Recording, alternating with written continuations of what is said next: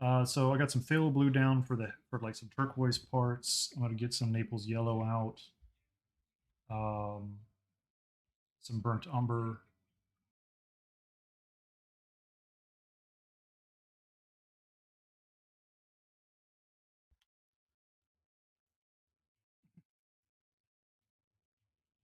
Let's see, this is gonna be down here.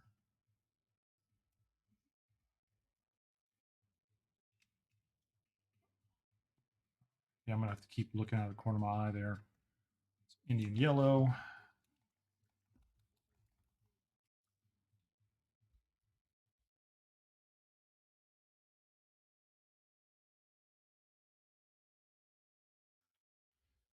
I might have been muted. I asked if you're working on anything today.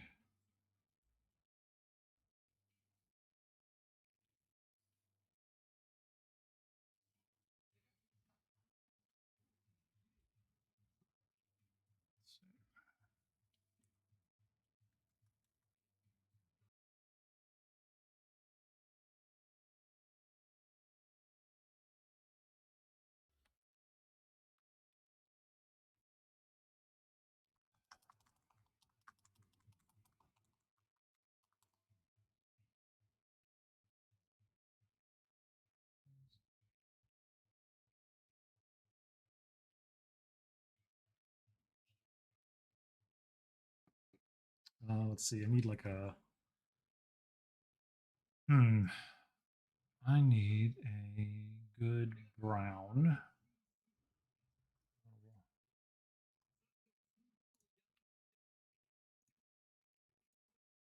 Okay. Well, you never have to do stuff you don't want to, right? There's nothing wrong with relaxing. I'm gonna use burnt umber for the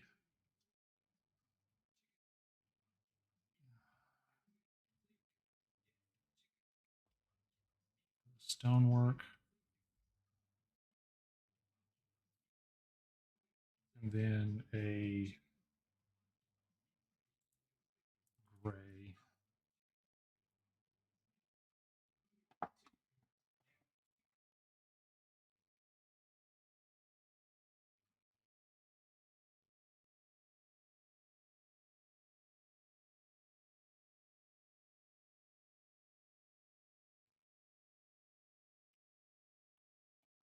Let's see, and of course I need some white. Grab stick way over here in the corner.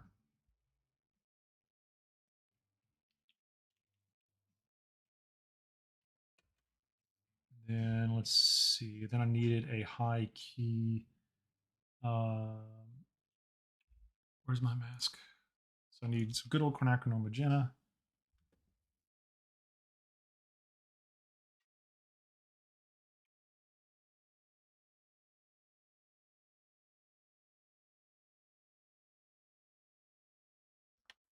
Um, it depends on the paint. Like it's not abnormal.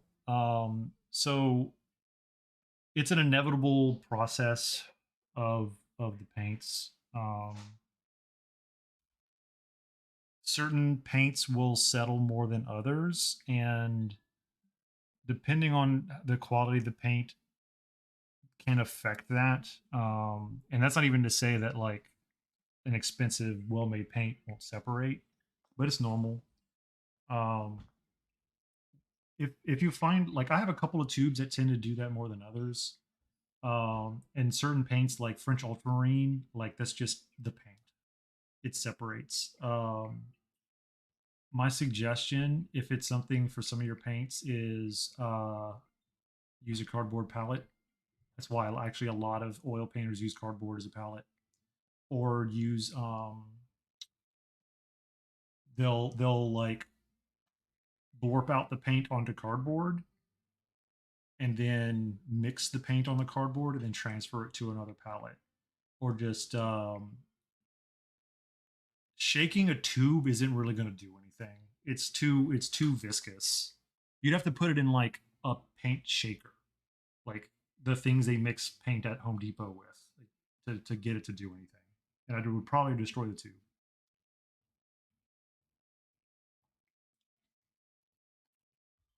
Yeah, it because it's when you make oil paint, you're like more like folding the pigment and the oil together, and then you're pressing it together.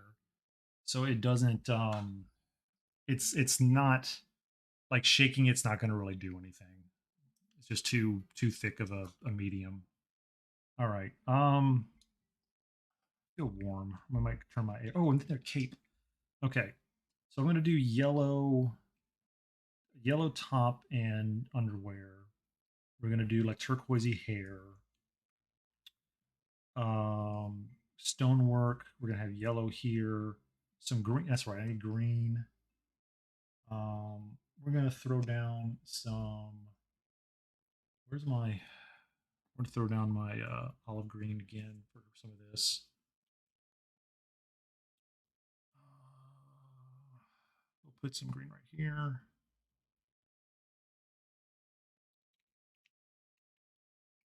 And then for her cape, the cape might be the magenta, or at least mostly. So we'll try that. Um,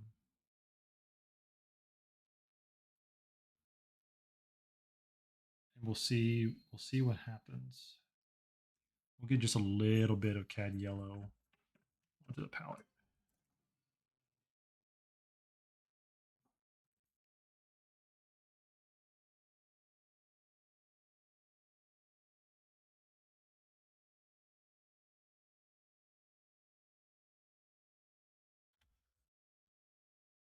My cad yellow that I'm still trying to go through here is pretty liquidy because I mixed it poorly. But if I let it out and let some of that mineral spirit evaporate away, it ends up being all right. Okay, so first thing is getting the skin going, and let's see. I turned off autofocus. It should still be off. Let me know if my focus is good while I'm doing this. What's up, girly? He's wandering around. My dog's. We had our dog at a sitter for the last 2 weeks as we were having some work done on the house. She's still, I think, a little discombobulated. All right, so I did the transparent maroon.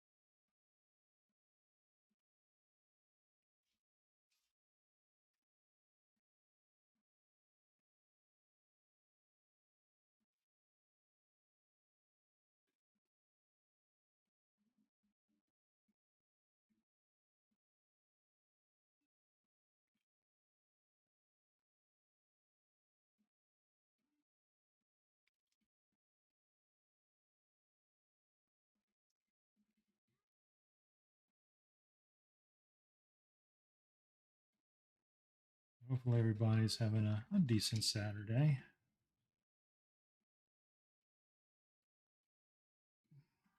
Played a little bit of Xenoblade Chronicles 3. Um, I really liked the last couple of games they did. Um, we'll see how I like this one. So far, it's fine. Nothing to like, you know, really. Is she? Where's the other side of that? Is that just like a? No, I'm not gonna ask too many questions.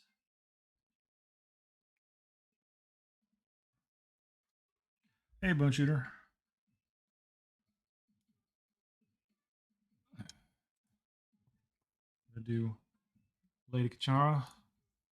So we're gonna give Bones a little shot out here.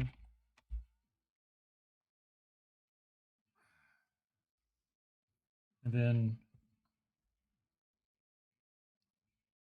Lady K as well.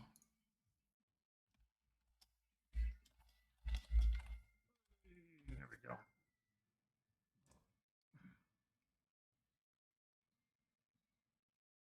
go. We're working on this Kingdom Death pinup today. Um,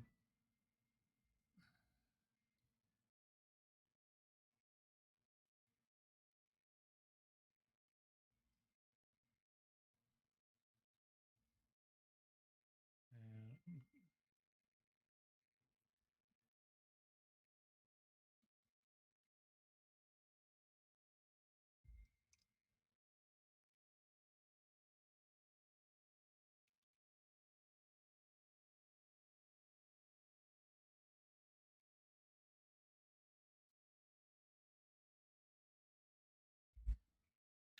I am going to be at Nova Bone Shooter. I'll be there. I'm not sure if I'll be there like the first evening. Was it that Thursday or whatever? I may not be there that day, but all the other days I'll be there. I haven't made a decision on that particular part yet.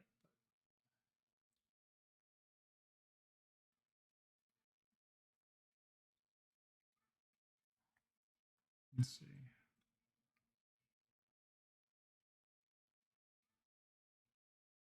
About a 4 hour drive. That's not too bad.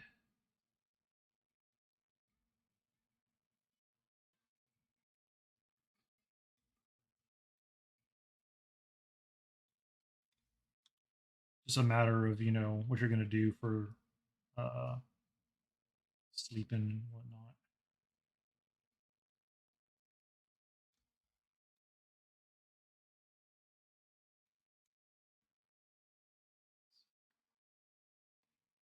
Get in there. I need paint into the crevices.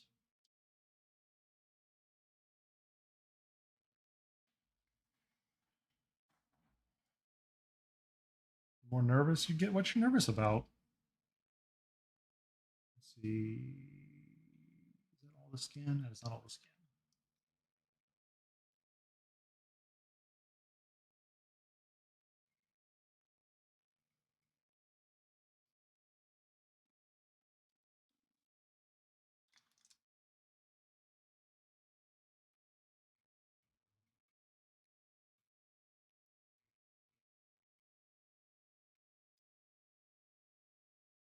Oh, okay. So it's like everything below the line is it looks like everything below the line there is like stocking and then greaves. So we'll have to keep that in mind.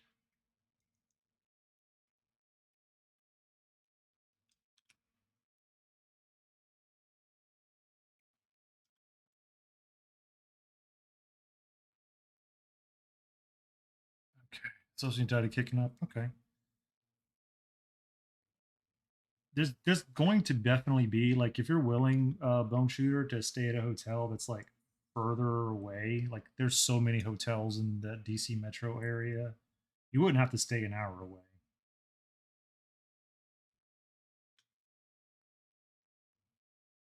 Like 20 minutes away from DC, whichever way you decide to go will get you to a hotel that's moderately priced.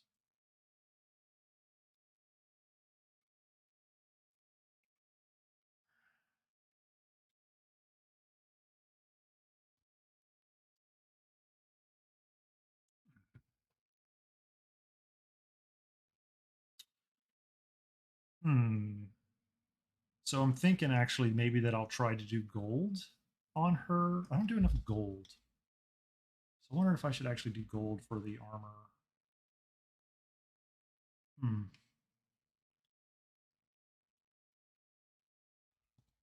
Gotcha. Okay.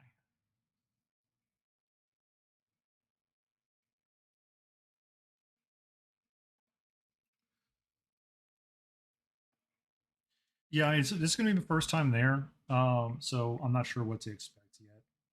Okay, so one of the things I'm trying to do more is plan for desaturation early. So this transparent maroon is very red. So I have some olive green here. I'm gonna grab just a little bit of this olive green to make a you know desaturated brown. I'm gonna throw that like all over the back here because I want there to be shadow. And it needs to be a desaturated shadow.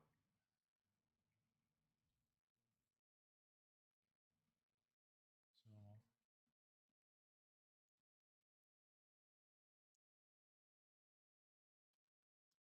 green is the complementary of red, so you add those two together, you'll get yourself a bit of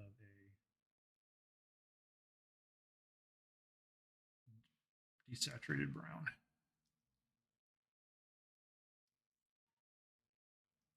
Yeah, like I live close enough to where I could drive every day, but I also don't want to drive an hour every day to get to the place. Because that would mean I'd have to drive home. Like going, if I didn't have to drive home at night, it wouldn't be a problem. But I don't want to have to like worry about, oh, I drank, so I gotta wait however long before I go, and then the next morning have to like wake up. I just no thanks. I'm not interested in trying to like do that kind of math and then like have to fight traffic in the morning. Uh-uh. No, thank you.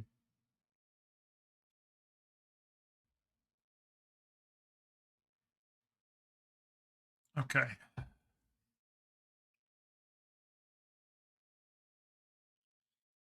me pull up my metals reference.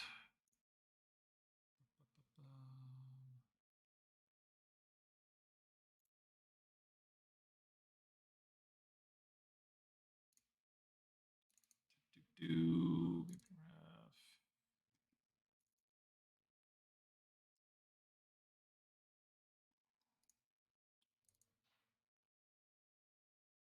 yeah, we're gonna work up from.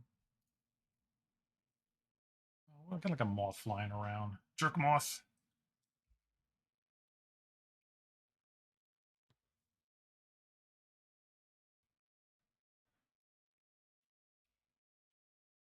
I got some burnt umber up here.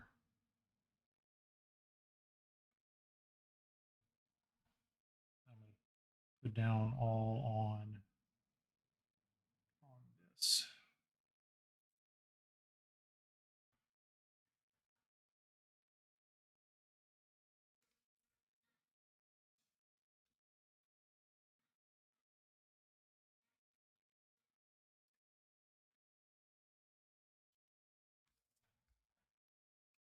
for Boker Brawl. What's that?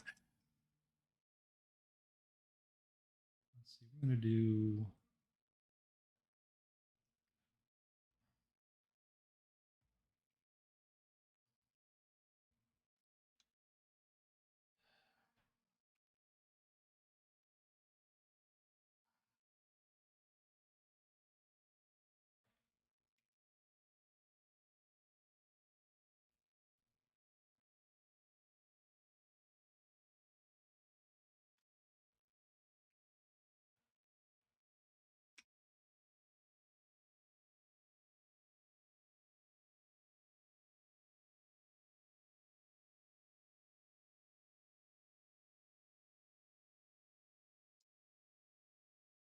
Let's see.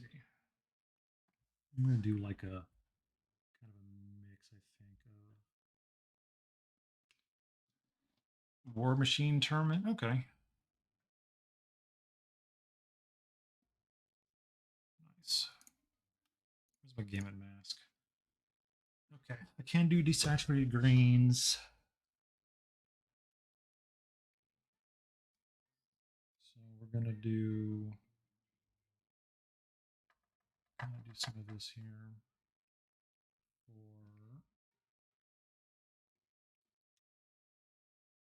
for that, for this.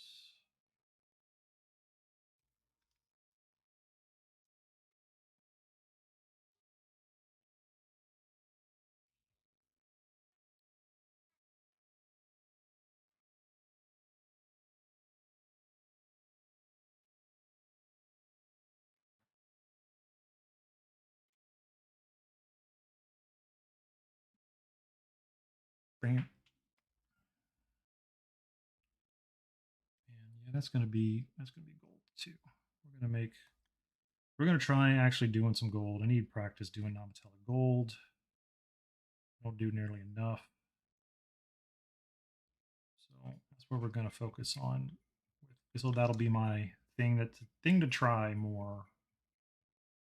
So that being said, since that's going to be gold, the top needs to be a different color. That's okay.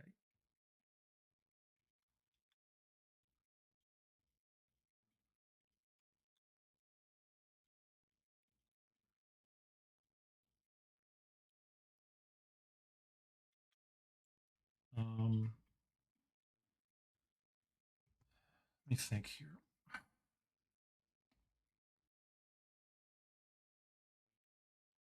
The top could be green. Hair's gonna be turquoise. We're gonna have gold. We can put green next to that. So let's.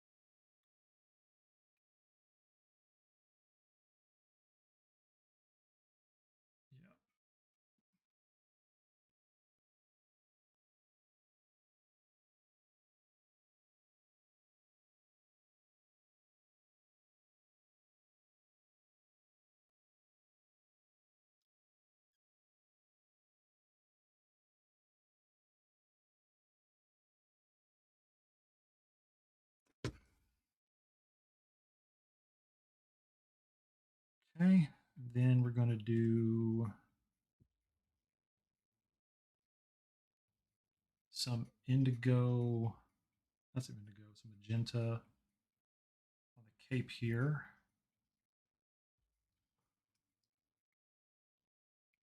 Use a different brush for that. You know what? I probably should grab some non. Where's my Where's my thing of brushes?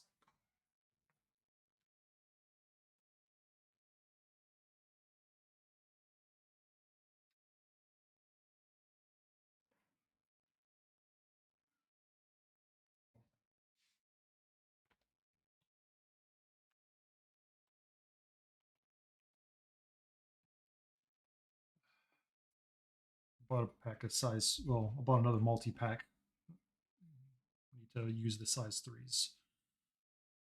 For 50 mils, size three is generally pretty good. Granted, the base I'm going to do a size six, and we'll keep that size six out. All right, don't think my nope doesn't look like I got muted randomly yet, so that's good. Some weird stuff going on earlier.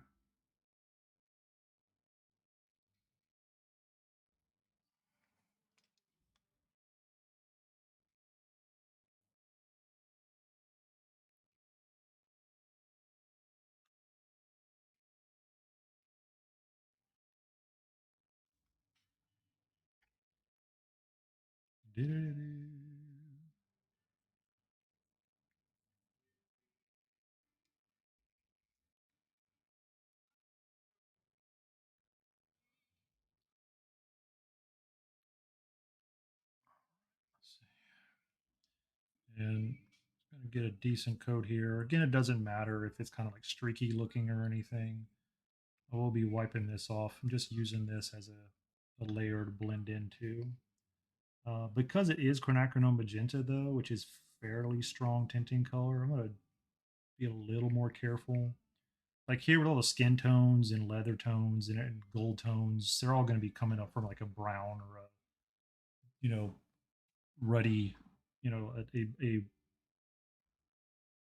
saturated to a desaturated brown. So I'm not super worried about that. Um, but the magenta can really kind of throw things for a loop if I start throwing that into the yellows and stuff. I want to have yellow and green. Skin tone will just make it a little tricky, but because you can use this as a base for a skin tone, but you're gonna have to add a lot of yellow into it.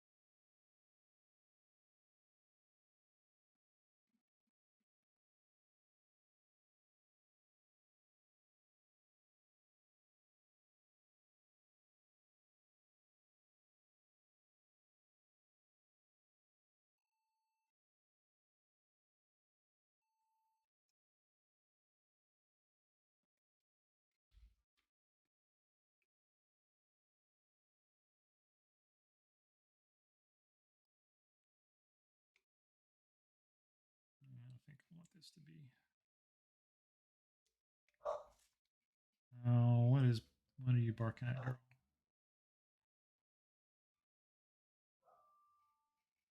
Boof, boof, boof, boof, boof.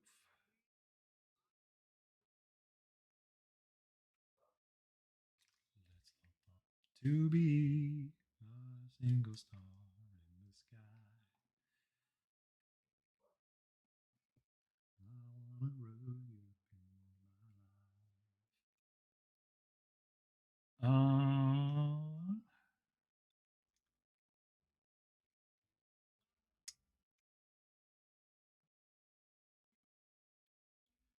I'm gonna grab just a touch of this phthalo blue.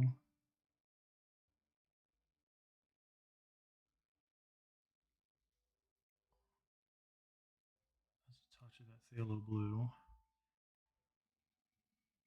I'm gonna push that into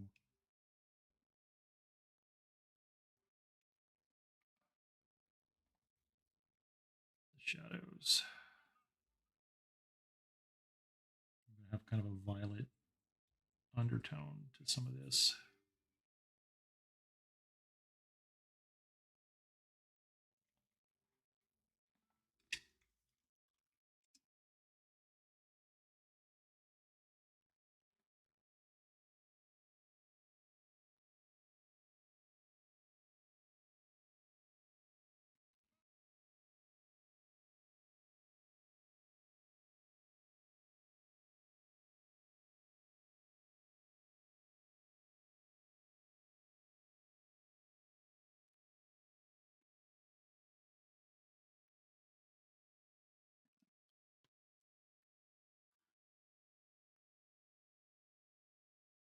And then to desaturate that a little bit, I'm gonna grab some of this Indian yellow.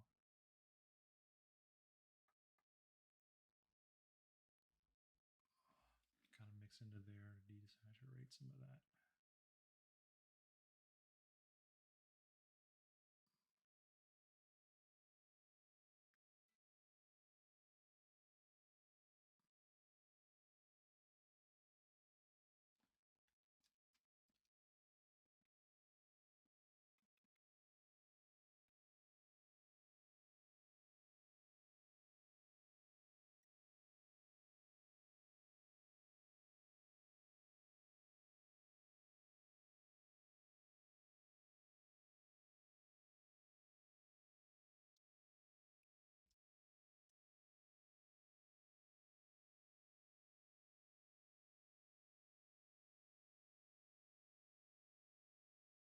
Some deep folds in that cape.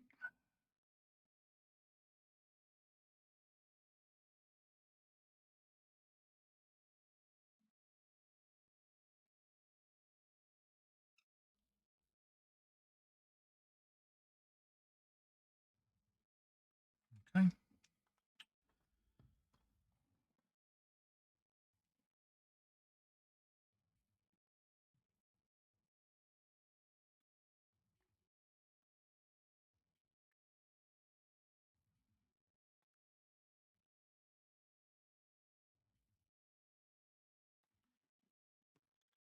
grab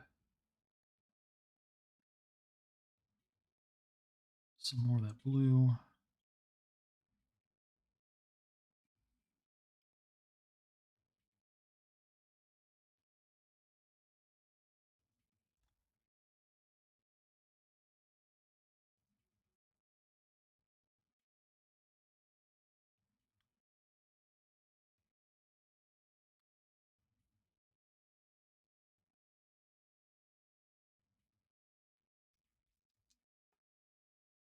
Now, because this is phthalo blue, we definitely don't want to get that into like this skin or anything. Phthalo blue is one of the strongest pigments, light fast pigments. A little bit of thinner, just a touch.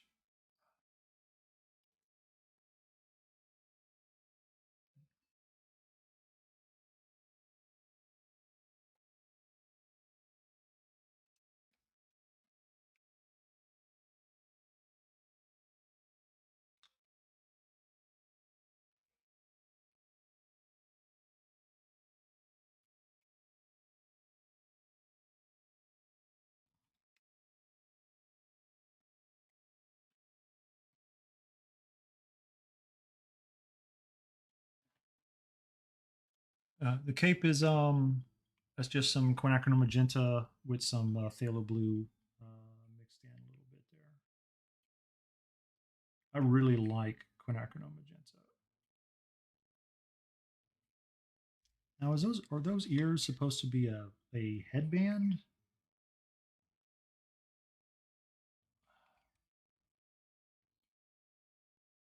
I can't honestly tell.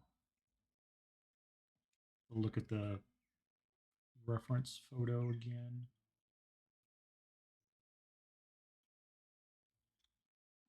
Let's see. Let me look at the full size reference photo here. Black Knight.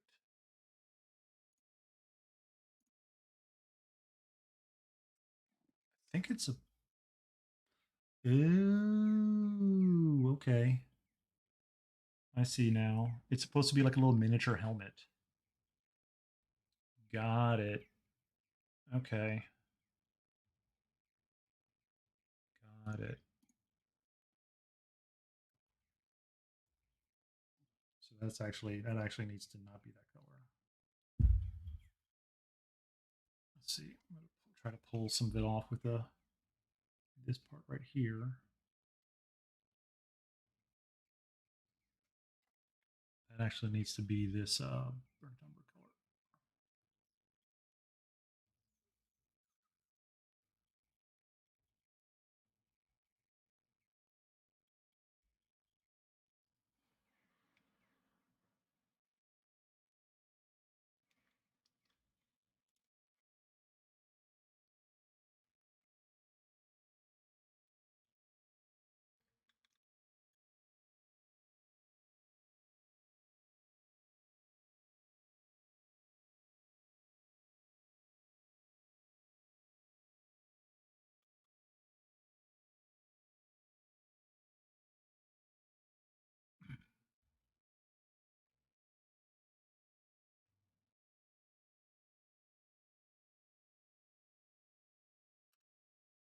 Swapping between brushes here. Okay, so we got some of that down. Um,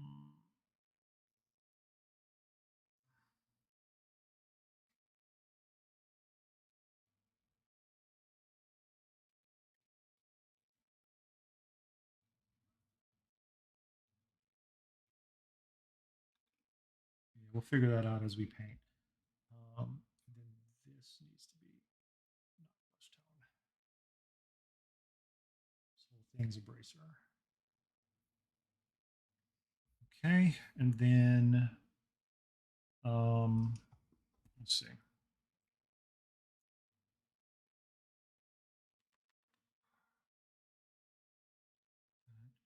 All right. So then we need for the um,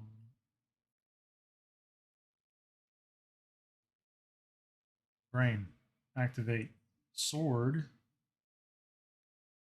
I think the sword is going to have a hilt of the phthalo blue.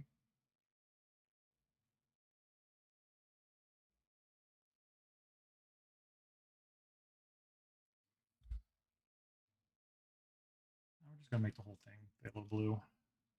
We'll figure it out from there.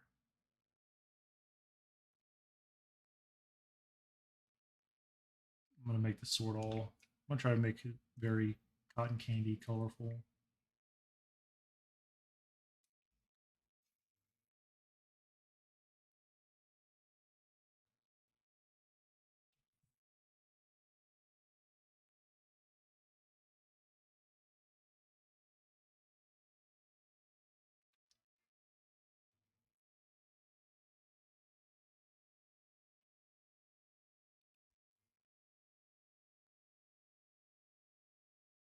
So I heard something pretty stupid today while while my wife was scrolling through Instagram, I think, or something like that. And I think it was a TikTok that it was like, you know, transporting over to Reddit or whatever. And it was some influencer talking about how to make vegan honey. And the moment that I heard the words vegan honey, my ears already were like, okay. I mean, I don't like I look, I don't know the ins and out of what people declare as vegan or not, but like without apiaries, like the bee population would actually be like fucking terrible. Like beekeepers are actually like one of the few like beneficial domestication like like programs that we do. Like it's a thing. Like without that, like we're not killing the bees to get the honey. But that's besides the point.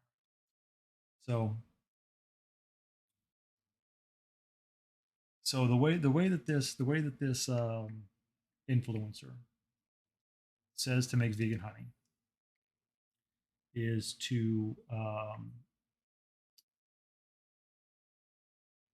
buy apple juice and then boil and reduce down apple juice until it's a syrup. And that's vegan honey, apparently. I have a problem with this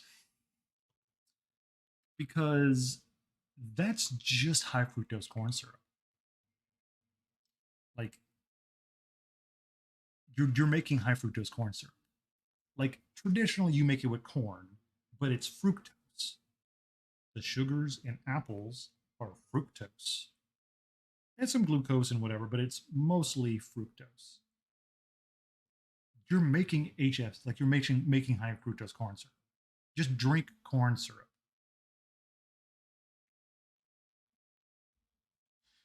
Like you're making high fructose apple syrup. So I mean, like it's not honey. Don't call it like if you want apple. If like you want apple sauce, apple cider, like like I thought honey was supposed to be like the healthy sugar. Well, I mean, right? You're like it's apple butter. Like yeah, apple butter maybe is a closer thing than applesauce. Oh no!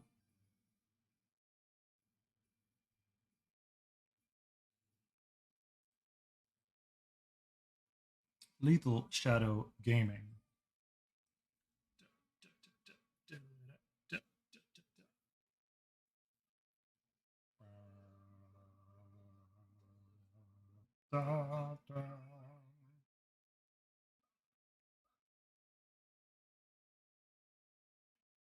How's it going?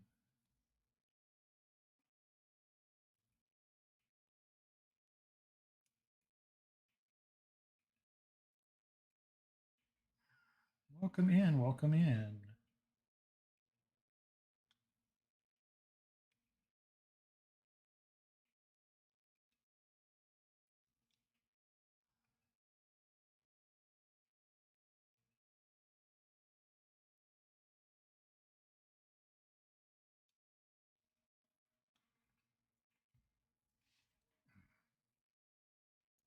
Raid and run. Okay. Well, hopefully you have a wonderful rest of your evening. Take care. Thanks for coming in. If anybody's not following Lethal Shadow Gaming, please give them a click, a follow, say hi, check them out one day.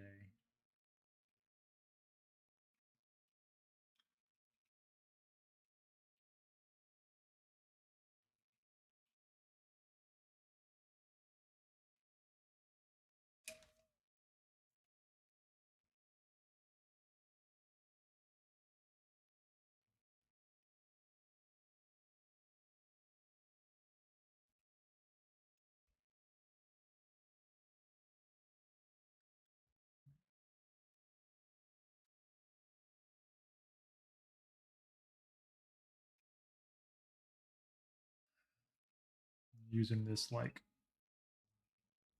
muddy gray color for all the stuff that I want it to look like stone.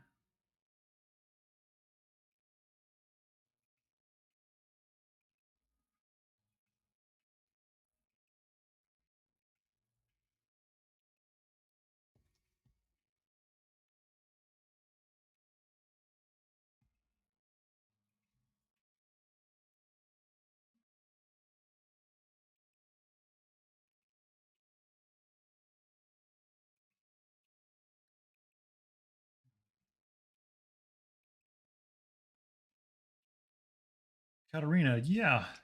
Welcome in. Yeah, I paint all my stuff in oil. Um, have been for a year and a half, 2 years, 2 years now, I think.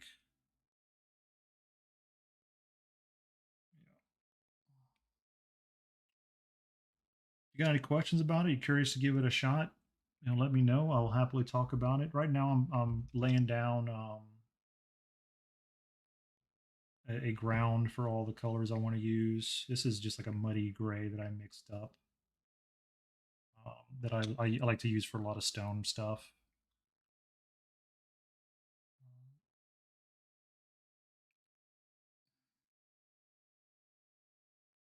Gotta thin this down a little bit. I need to get into these little cracks. They lighten this mess. Ooh, that was way too much thinner.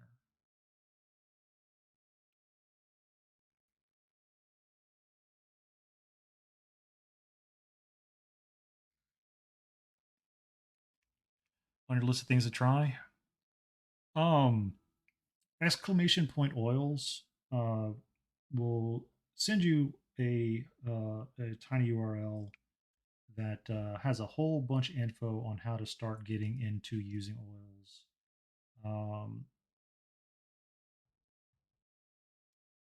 and if you ever have a chance to get down to some conventions, I know there are a couple people teaching classes in oils these days. I know Wapelius will be teaching at Adepticon. I might be. I'm still waiting to hear back. Chances are it's not going to happen. They told me that they just don't have the space for other teachers, other classes, which is a bit of a bummer, but c'est la vie. Um, I'm going to still plan to try to do it, and I'm going to keep in contact with.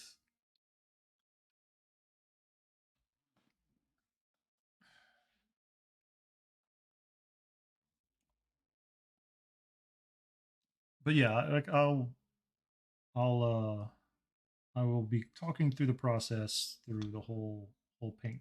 Right now, all I'm doing is laying color down though, so it's nothing super complicated.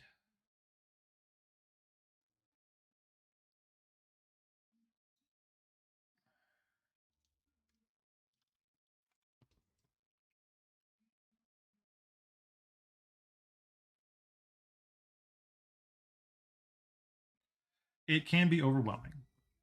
I completely understand.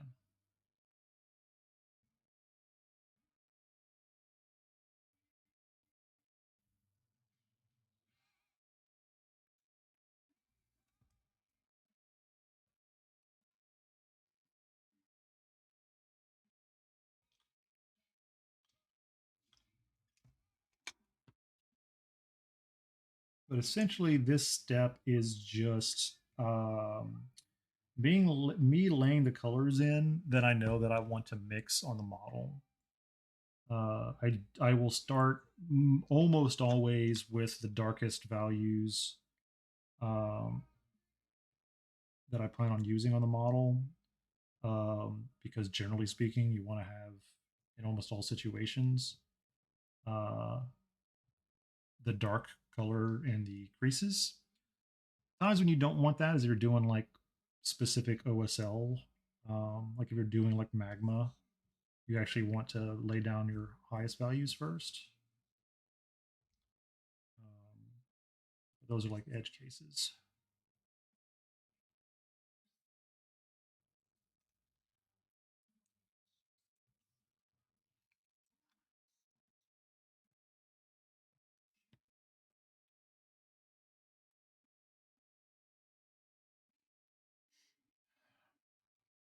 OSL doesn't have to be that complicated though. We can kind of talk about that as I progress because I will have a little bit of light OSL coming from this lantern. Um,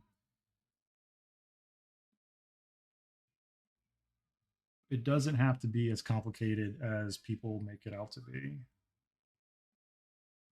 And there's some tools. There's one in particular that I found recently that can actually be very helpful, at least in some situations. I can demo that tool later. Yeah.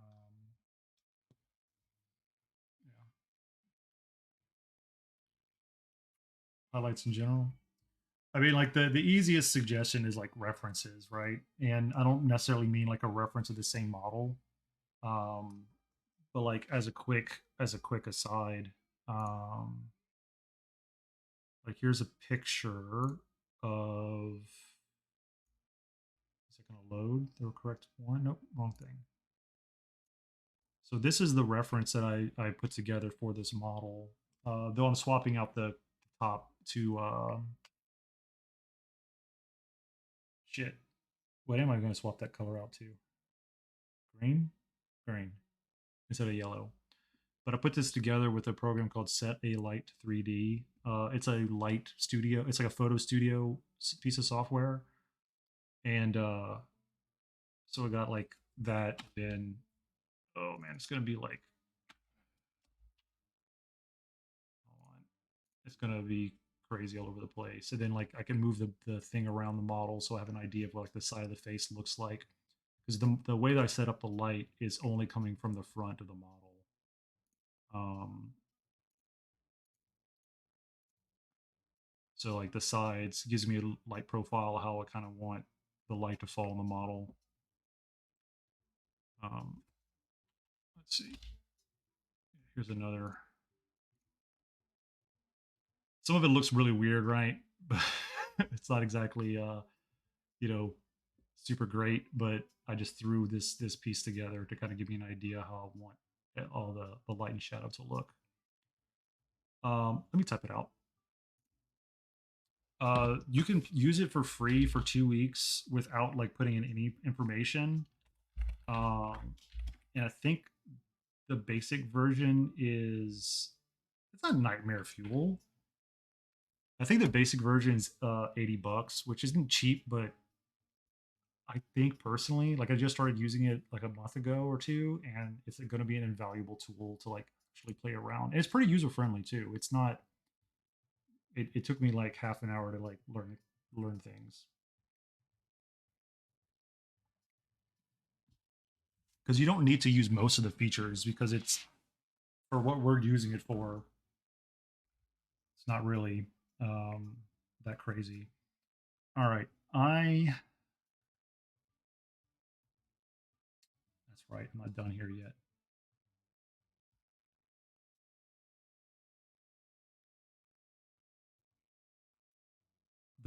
The pro like the pro version of it has a lot of options that like you don't need.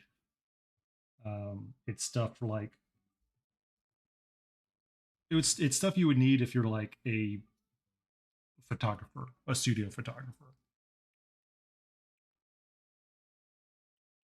not somebody who's just rendering lighting shots so you can have a light reference for things. There is no like fantasy armor and stuff like that though. Like it's you there's a bunch of clothes, but it's all going to be like, fairly mundane stuff. You're not going to have swords and, shields and whatnot. It's just going to be different models that you can adjust their like body types and positions and stuff like that.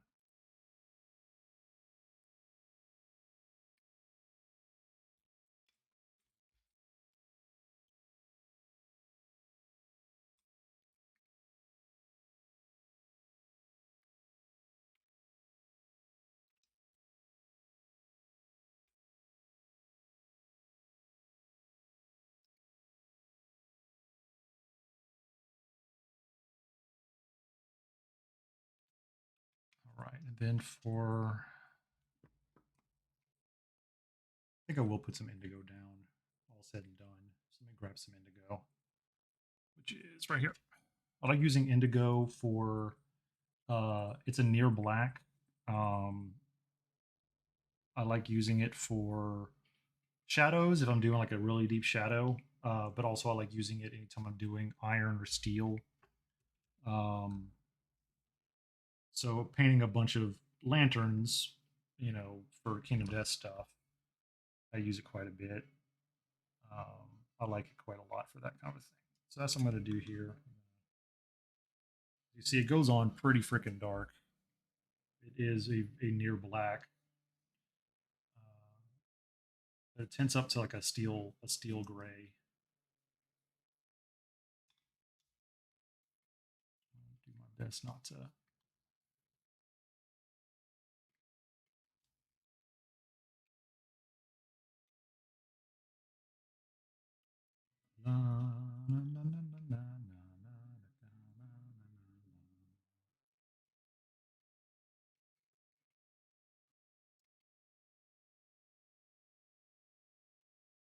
Yeah, but that program though, when I was doing my last pinup model, was very helpful for me to figure out like what was going on.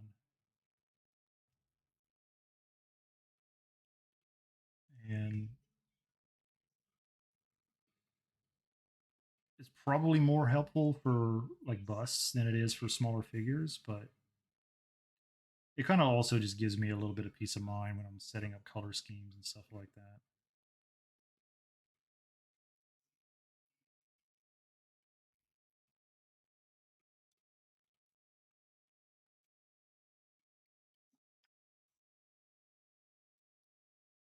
Thin this down just a touch.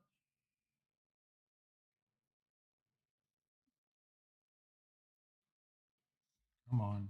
Need like the smallest amount of thinner. So I'm gonna.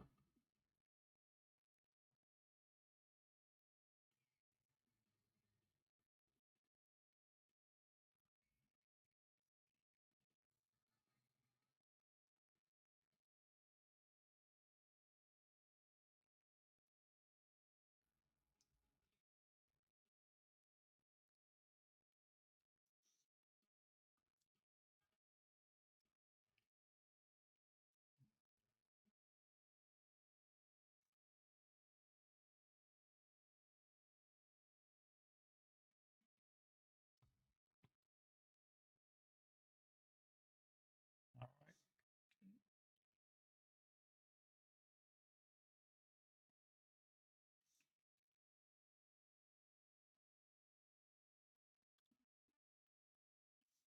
I'm gonna probably end up rubbing off half the paint off this base as I like move my hand around it, but let's get it.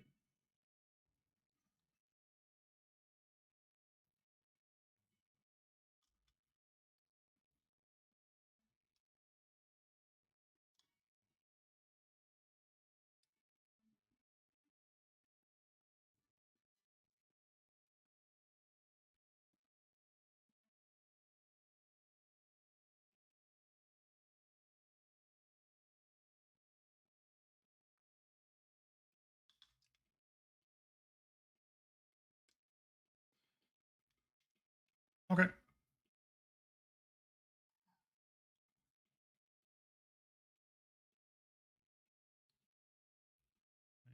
There's land, some indigo down. I'm gonna maybe make this base.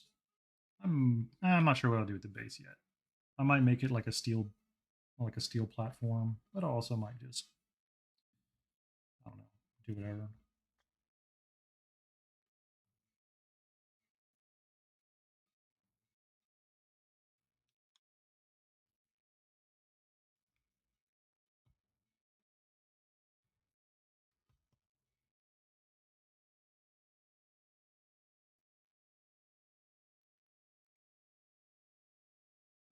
All right, and then I need green down there. It's just like some vine work.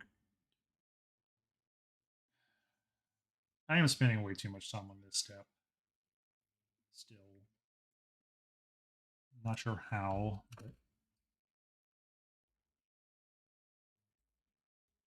keep seeming to do that.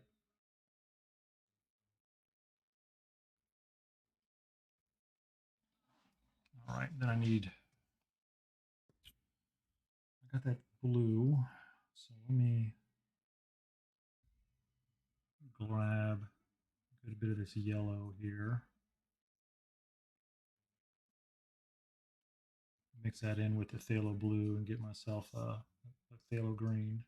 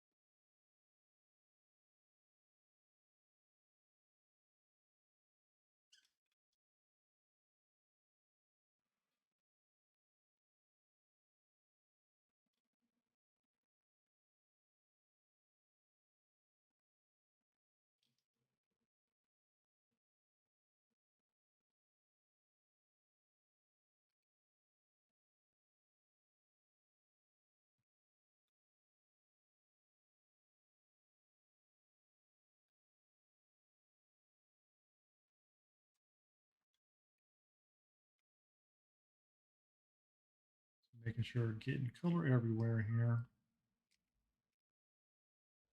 Not doing any detail work.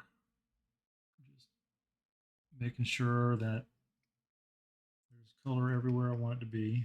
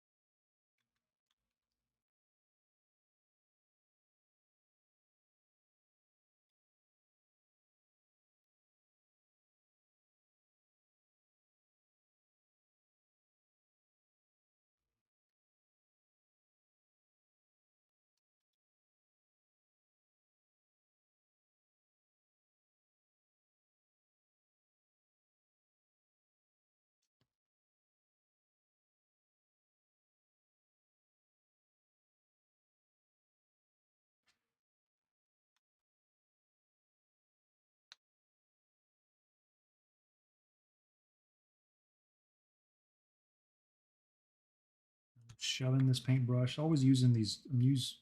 I use very cheap brushes for this part. These are 20 something cents a piece because I inevitably you'll destroy them kind of painting them in this way. Um, that's all right.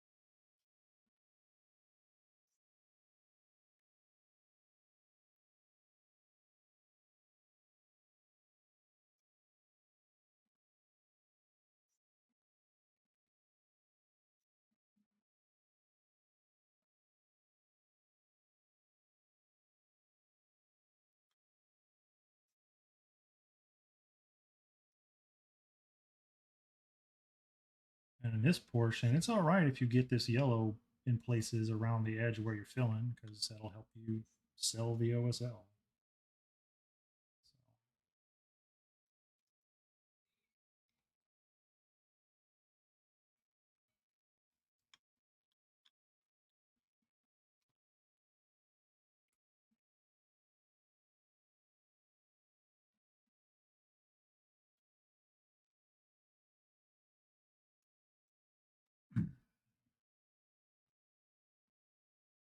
Whole bunch of unpainted stuff back there. I'm gonna grab real quick.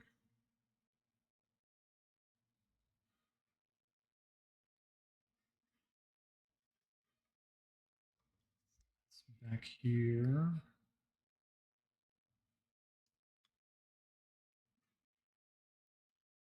All right. So I think I've got paint everywhere. That yellow is a mix of. I put cadmium yellow and Indian yellow out on the palette. I'll usually have those two colors out on my palette. I like having like in like if I was doing like a full palette, I would have um a transparent of a red, a yellow, and a green, and then an opaque of a red, yellow, and green. Um, and just depending on what I'm doing, it'll be either a cool or a warm version. Um, I like having transparency for this portion of it. Um, no particular transparent paints. This isn't a rule, but a lot of the transparent paints that I have at least are staining. Doesn't mean that all transparent paints are staining, but the ones that I like to use are. All right, so we got paint on all the stuff. Let me mix in a little bit of indigo into that sword, and then we'll.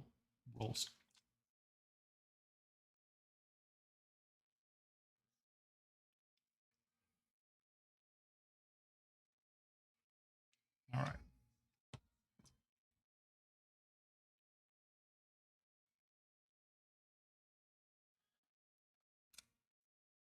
Yeah, I know. I know. I keep seeing people struggling with. Um, where are my spine? Here we go. Struggling with some of the paints. Not really sure what's going on with like people saying they're having issues with yellows still, and you really shouldn't. Um, Now, if you underpainted something that, say, if I went and underpainted that yellow spot, the lantern, the magenta, and then I tried to paint yellow over it, yeah, it's not going to be yellow. It's going to make a violet. Yellow, no, it's going to make like an orange. You might make a brown because I think the magenta is a violet and a blue. Fuck off, fly. You're not welcome here. All right, so I didn't end up using this size 6. Fine.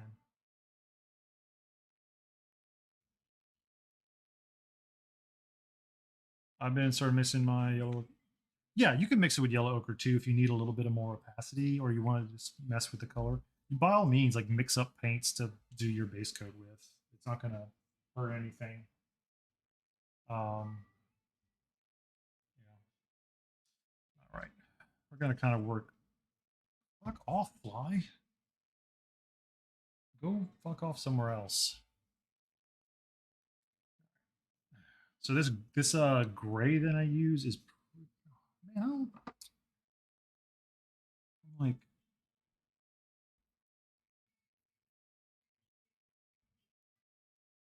and I'm definitely not really concerned about color purity down here with the stuff that I want to make stone, but stuff that's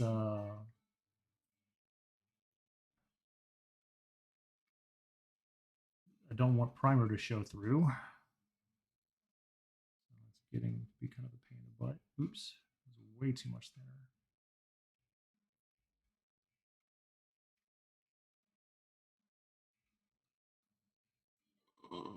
Oopsie. Oh, that's all right. I don't care about that. Sometimes you just got to thin down your paint a little bit more to get into like some of these models with crazy texture to them. You're going to want to thin your paints down a little bit more than normal. The yellow comes out chalky, and it's not like not a garbage brand paint, right? You're not using like Artist Loft. Chalky. So yellow ochre can be a bit gritty, so that is something to keep in mind. A lot of earth pigments can have a decent amount of texture to them, just by the fact of the size of the pigment. It's just how they are. Um, and if it's a cheap yellow ochre or just certain brands, I would probably just have kind of like a larger grind, and they may look a little weird. I know that like the Winsor Newton yellow ochre, I don't like it. The Winsor Newton yellow ochre is like toothpaste. It's way too thick. It's like one of the thickest paints I have. Might be the thickest paint I have.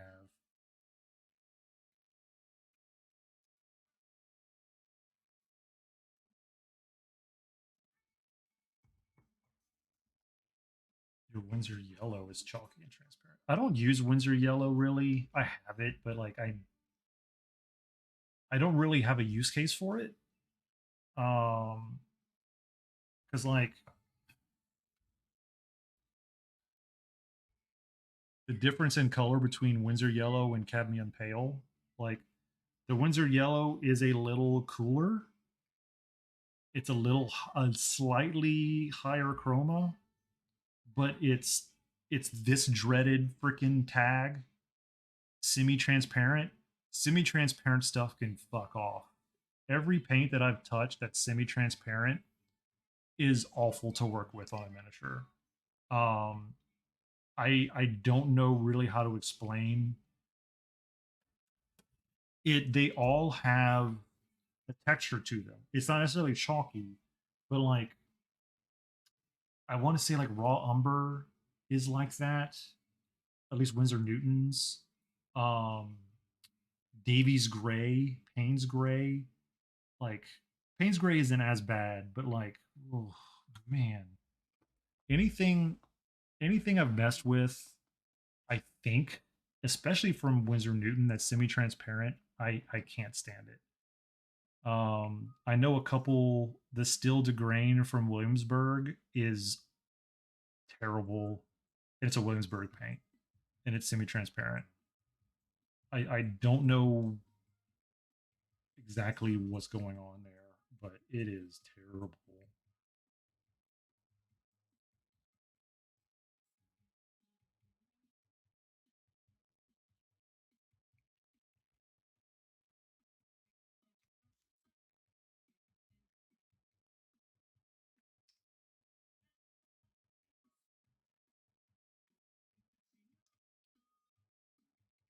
The reason why I'm using these little calipers like this, it just keeps my hands a little cleaner. Also helps me get my chunky fingers into places you wouldn't normally be able to. Could use smaller pieces of this stuff.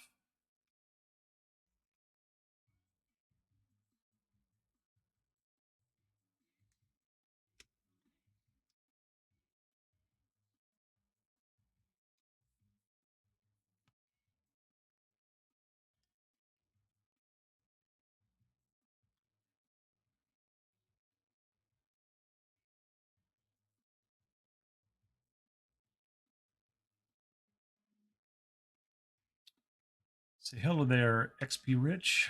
Welcome in. Let's see. working on Kingdom Death stuff this evening.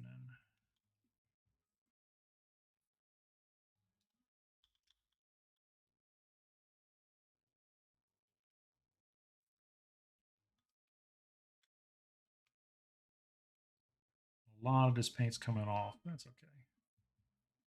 I'm all right with that.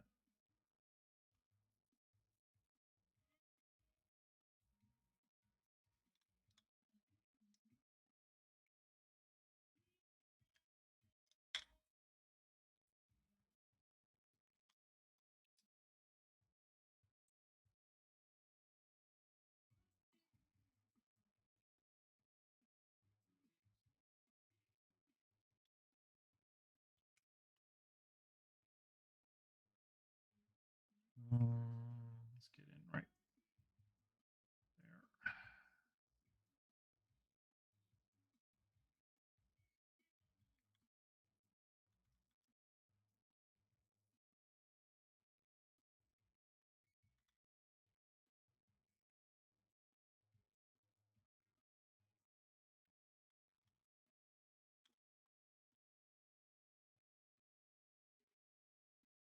All right, so we pulled off a bunch of that excess paint there.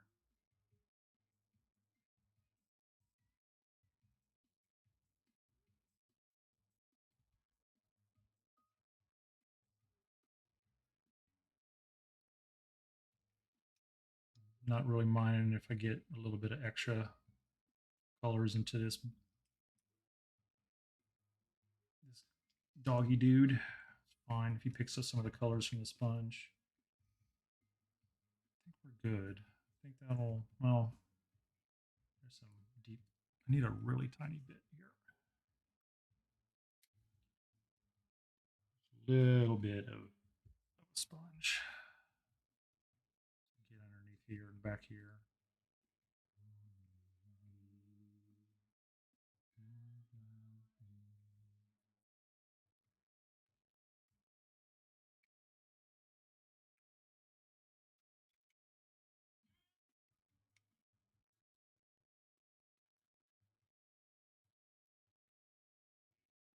All right. I'm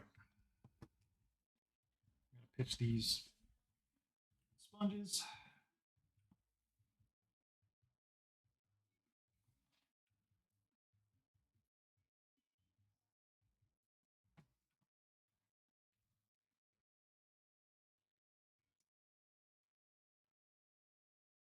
All right.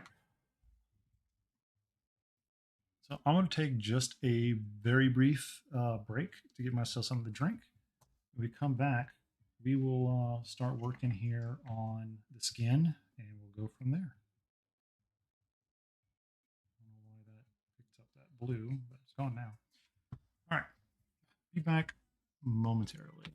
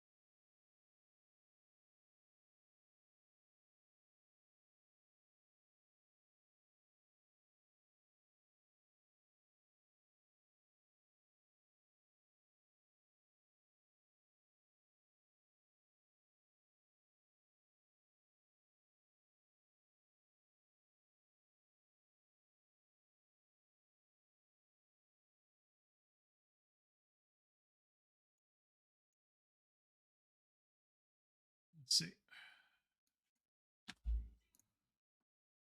Holy shit, I'm a winner. That's fucking amazing. How can I do whatever? Oh no, you got banned somehow. Oh well.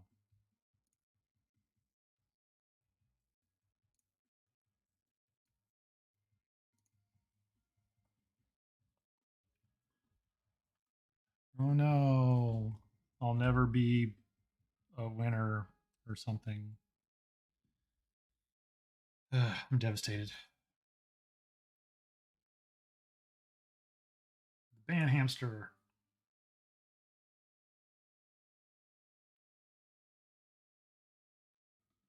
All right, we're gonna work on this skin. Um, and so to kind of go back to our reference here, let me find a good one that isn't too freaking terrible. Back to our reference, we're doing swapping this for green, but this is kind of the skin tone that we're going to go with.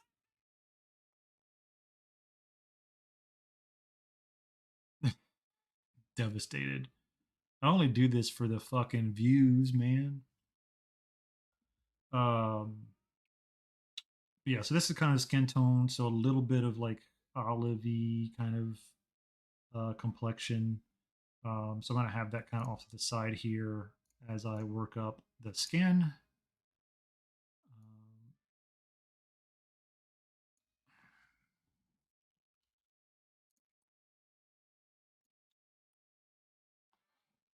That's the first time I've seen one like that. That's actually uh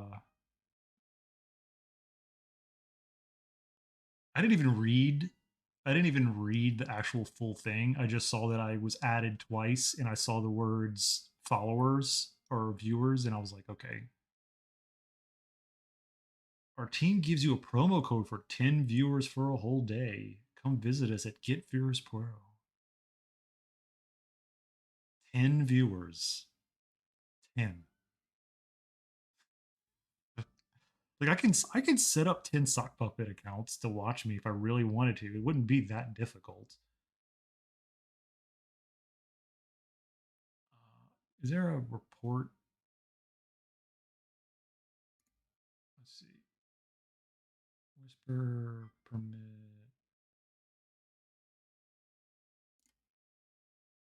I guess I can't report from Streamlabs. Oh well. You should be able to. Does banning auto report? Probably not, huh? Oh well. Anyway, so I'm gonna mix up this skin tone here. I take a shortcut with my skin tones that I you don't have to do. Um, does not. Okay. I mean, not that surprising. So I guess you should report first and then ban, but that takes so long. I don't see an easy way just to like do that because once I hit ban, it got rid of all like the buttonology on that random person. Um, so I like to use Naples orange for the base of my skin for most of my skin tones. Um, if I was doing a really dark skin tone, I would sometimes still use this. I'll just mix in a little bit of yellow ochre into it, or a dark red like a brownish red like Terra Rosa. If I wanted to kind of cut it back a little bit, but I like using it. It's a pretty clean skin tone. I mean it's a mix of titanium white iron oxide and yellow ochre. Like that's what it is. Um, I'm not sure what PR 188 is though. That's not Thala. That's not. I'm not sure what PR 188 is. Is that Napful Red? No. Huh. Bright red? No. It's 254. I'm gonna grab a whole bunch of my tubes here real quick. Yeah, I'm not sure what PR 188 is. Thanks, Bone Shooter. Yeah, thanks for like sharing your band list with me because I know that you're out there band hammering all day long.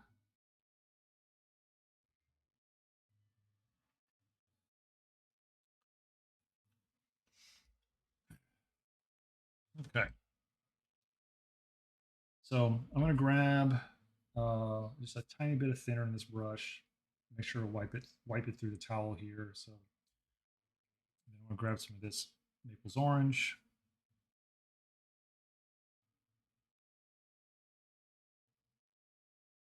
And just kind of I do want this to be a little bit more yellow. So I'm going to grab, I think, I have a little bit of raw umber out here. I'm going to add a little bit of that back into this and just a touch of this, let's see, a touch of the yellow ochre. I don't want cadmium yellow in that. Or do I? Let's see. Touch of the yellow in there.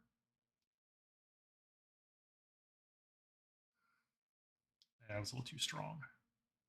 Let's knock that down again. I want to desaturate this skin tone just a little bit because when I paint it into this paint I already put down, it's actually going to bring up the saturation quite a bit. Transparent maroon is a pretty saturated red brown. So let's see. Let's see what this looks like here.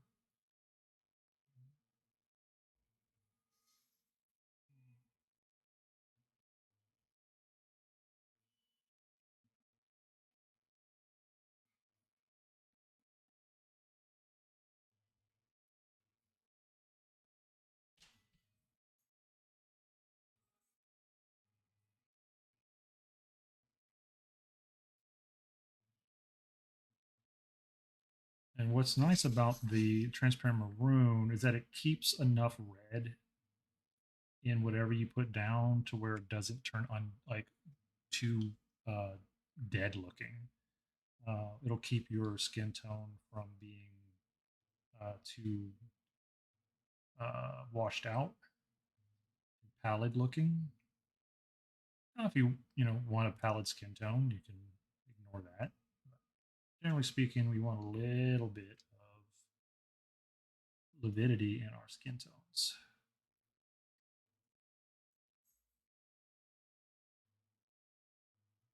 This is pretty close to what I'm looking for here, so I'm happy about that.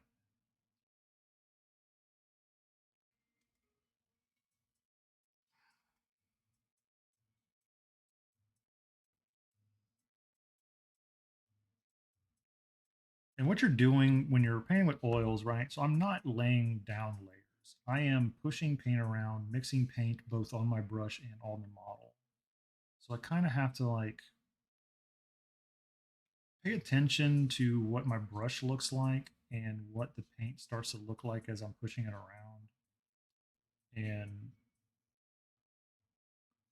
kind of using the changes in color, kind of using that as I go.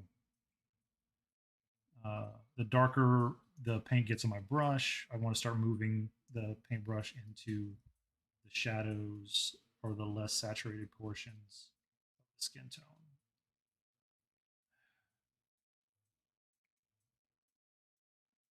And let's see. So she is pretty much going to be facing right on into the light. Um, so I'm gonna have that a little bit more saturated. So I'm gonna start down the center of the model and work.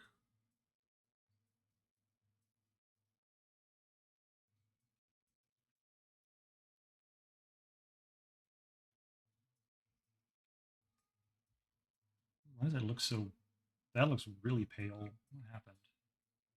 Grab a little bit of that base skin tone and go back in there.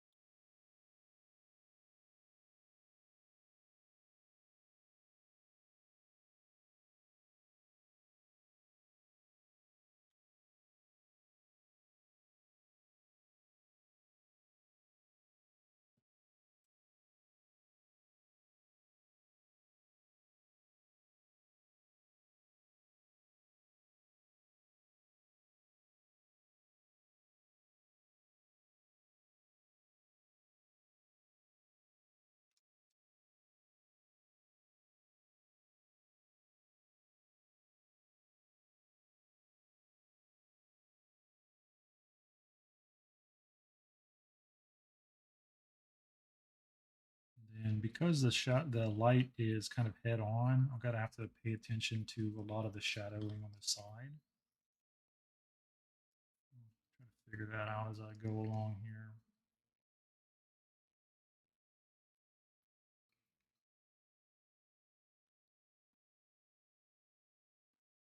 I did mix in some green to the back here, and green's a good desaturating color to add to your skin tone for most skin.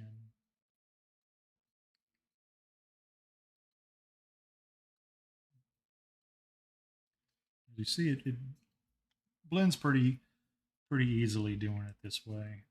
And then I'll improve the shadows uh, after I kind of get the general volumes down.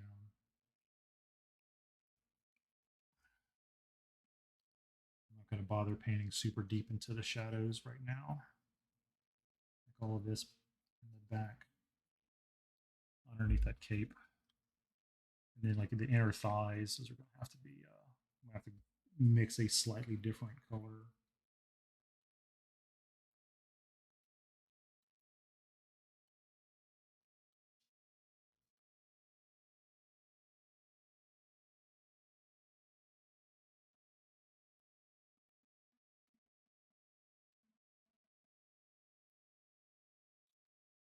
I mean, pretty much just moving paint around at the moment.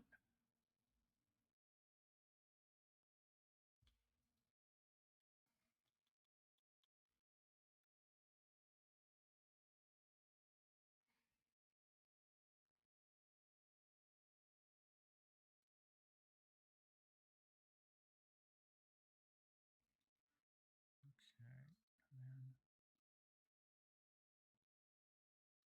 And a little bit of an ear right there.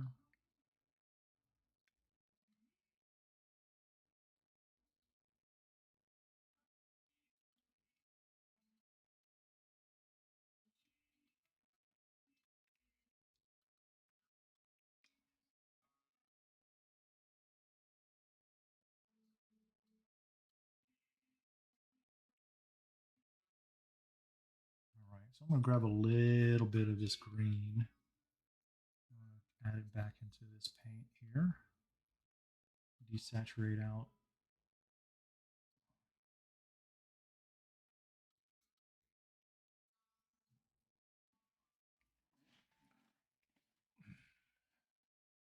We kind of move into the shadows here.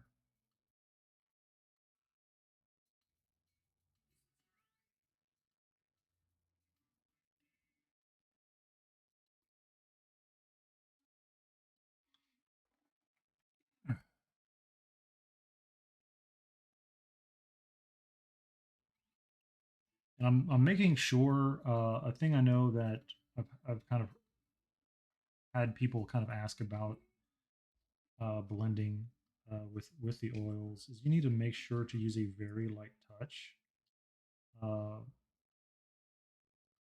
you do not need to be like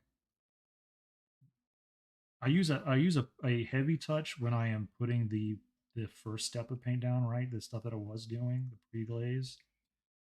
But after that, you need to use a very light touch because you're mixing on the model, and while you're mixing on the model, if you use a heavy touch, you're actually going to start pulling paint off entirely instead of blending.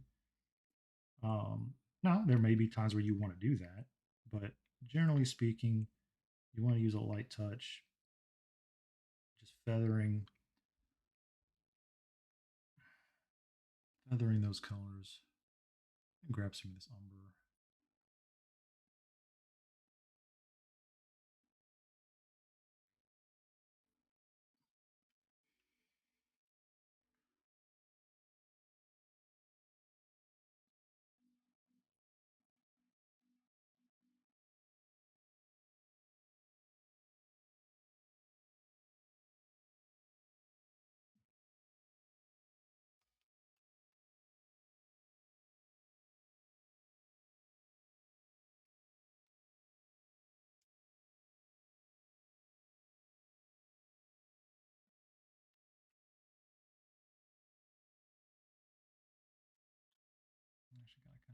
back up in here, desaturate some of that,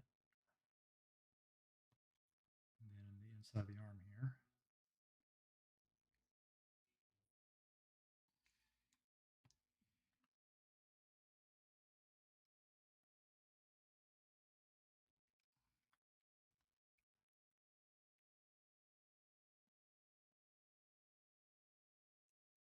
And another benefit of using a really light touch is that you won't stick your brush into like the cracks.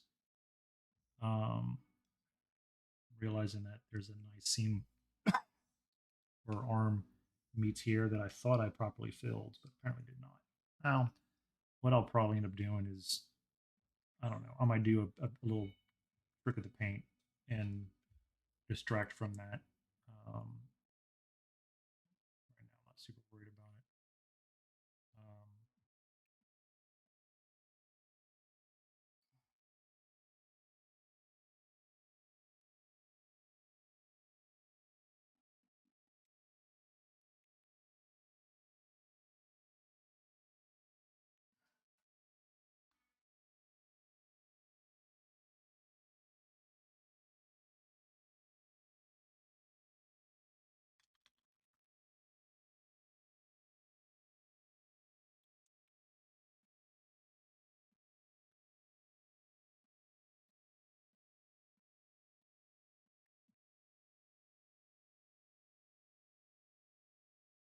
And then this model, I might do like some black lining on, um, kind of just depending on how I feel as I progress through it. Um, that'll be done towards the end when it's all, maybe even after a varnish. That way, if I like screw up, I can just wipe it off real easy. Because a lot of these Kingdom Death models, they have very anime like feeling to them. And actually, they do they look pretty decent with a little bit of like black lining to separate out some stuff. Once again, as I've seen on many Kingdom Death models, is they completely forget to attach the top to anything in the back. Like she's got a top, but if you look underneath on her back here, it doesn't actually connect it in the back. I've noticed that quite a lot on Kingdom Death models. They just don't attach clothing in the back. Even if you can see the like, you would see the back. It's kind of weird.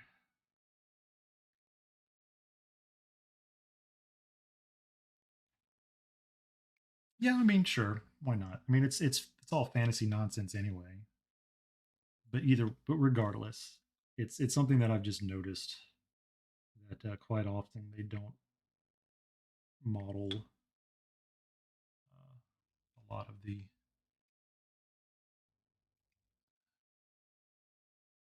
I'm just grabbing a little bit more burnt umber here. Burnt umber is traditionally a good for canvas painting, used in a lot of skin tone works.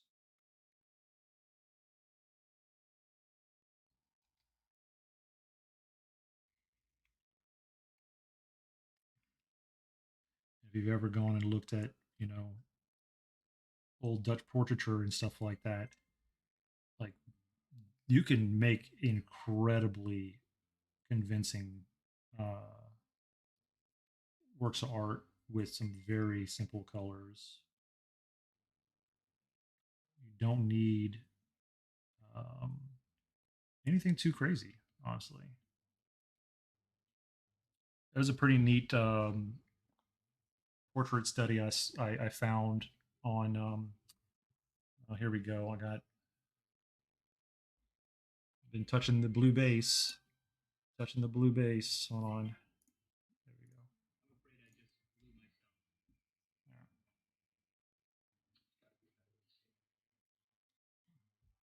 Blew myself. Um, there was a nice portrait study I found on YouTube where it's just um, I think it's quinacridone magenta and cadmium green, black and white, and it's a full portrait. It looks fantastic.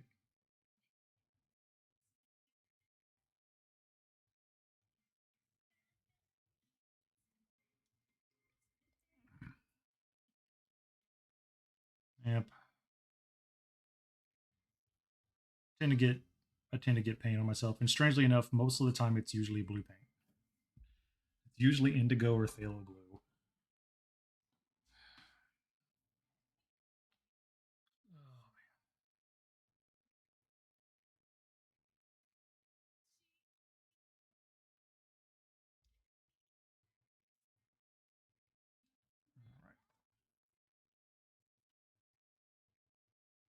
I'm gonna take another quick look at the skin, and then we're gonna move on for now. Um, so this here is a bit closer to the value that I want. So I'm gonna go back, grab a little bit of yellow ochre again, bring that back into this paint.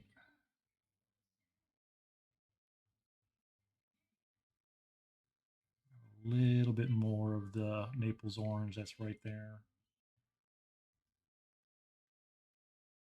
And then kind of, yeah, so kind of just check in color match on the model.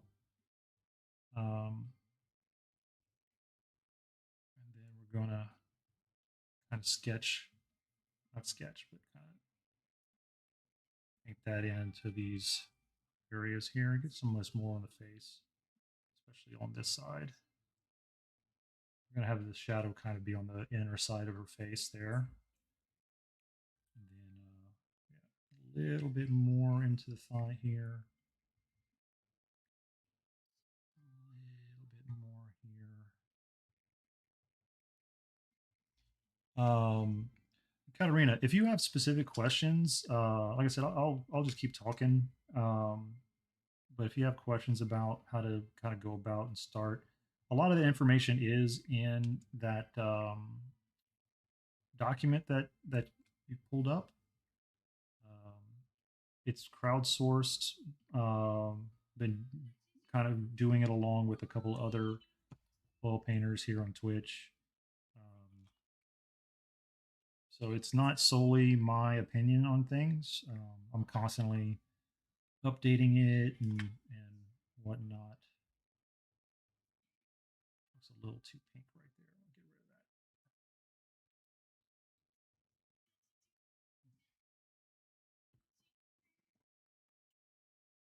rid of that.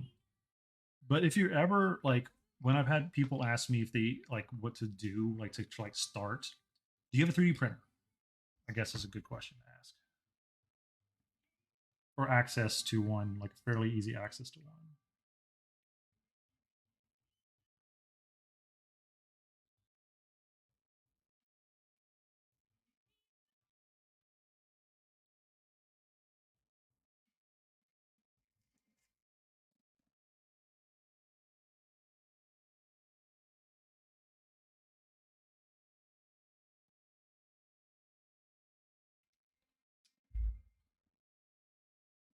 FDM and resin on the way. Okay, so when you get an FDM printer and you figure it out, or if you already have a nice bust to paint, and what I mean by that is like 1/8, 1/10 scale bust. So something around this scale, um, or so here's a good. This is actually I think the one of the first models I tried oils on. This is a White Werewolf Tavern piece. I think this is 1/10 scale. Uh, a piece like this is a pretty good piece to learn oils on. And the reason for that is it's fairly simple. There's not a whole lot going on. So we're going to do a compare and contrast real quick about and this is something I've been kind of talking a lot lately. All right. So two busts. They are both nice, well-made busts. Um, However, I would not suggest this bust as a starting piece. This is actually a pretty good starting piece.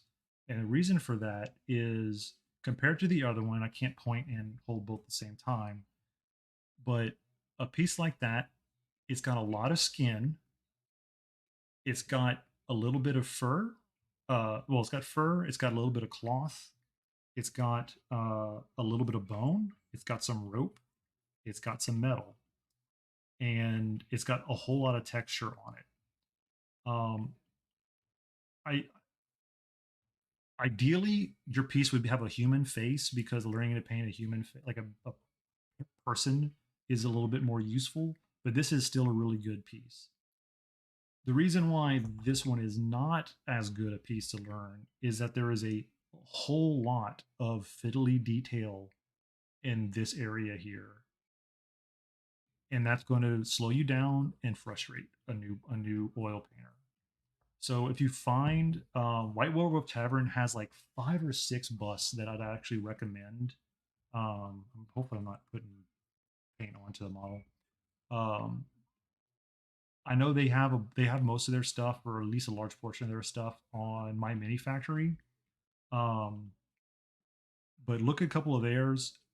Find something that is kind of like this. That's fairly straightforward. Lots of skin, large areas to work with, so you can kind of learn how to mix paint on a model because you're going to be mixing a lot of paint for the first time. Most people who paint miniatures don't mix paint, at least not much, and they definitely don't mix it on the model.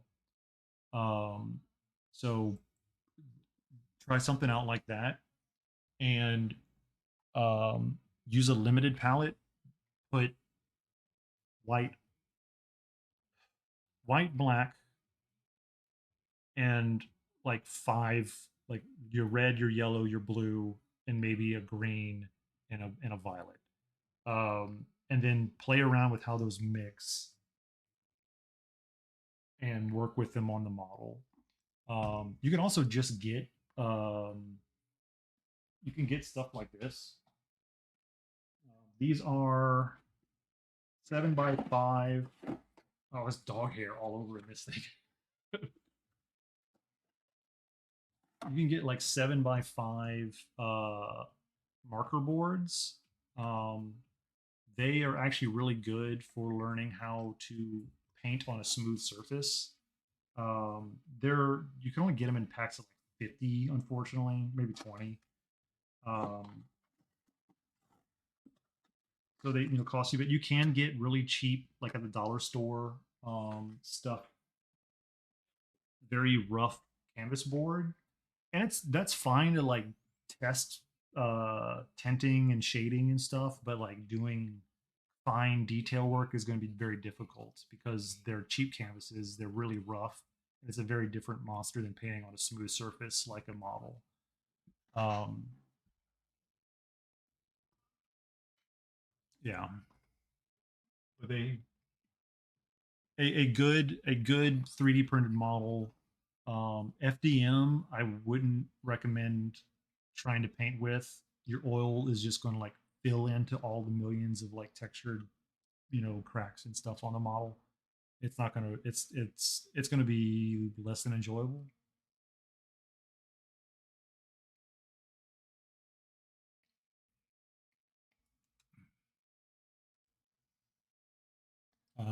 I say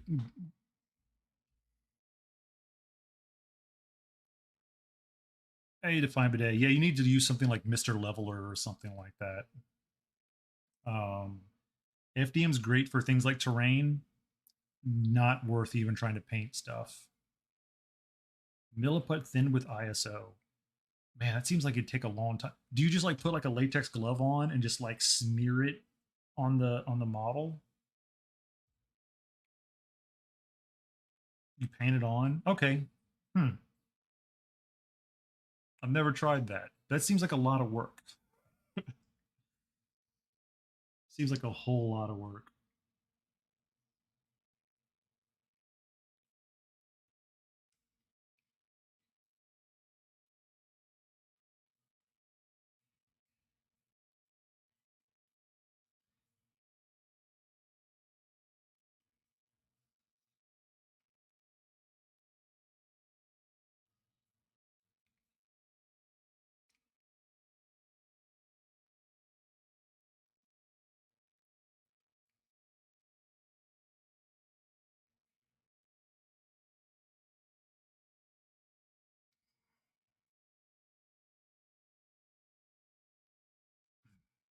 It does take hours. Jeez. All right. Well, I will take your word for it. I will never attempt such a thing. That sounds like just I grumble enough about just doing like basic uh gap filling.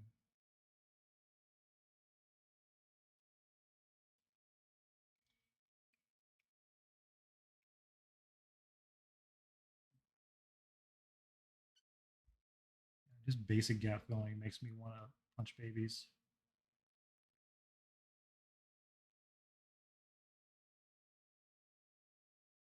All right. I think the skin is pretty good where I want it right now.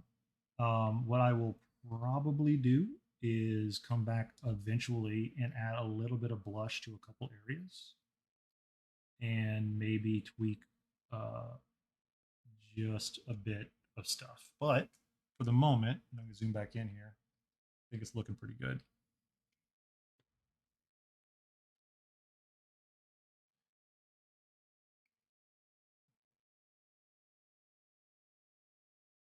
Yeah, like for large pieces, like props, terrain, um, you know, sure. Uh, but for something that you're going to put paint on, no. And oils are so thin, it's just going to like sink into the recesses, and it's just going to be an absolute travesty. It's just not gonna it's not gonna work out. All right.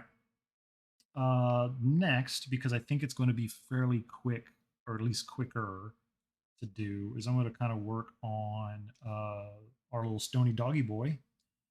So what I need is a nice like medium gray. Uh, Instead of mixing one up, I just bought a handful of different values of gray from Gamblin because we use a lot of gray. Actually, painters use a lot of gray. I think many painters don't use as much gray as they either realize or should, um, which I think is something that I don't think is talked a lot about. I'm going to talk about it more. Grays are important.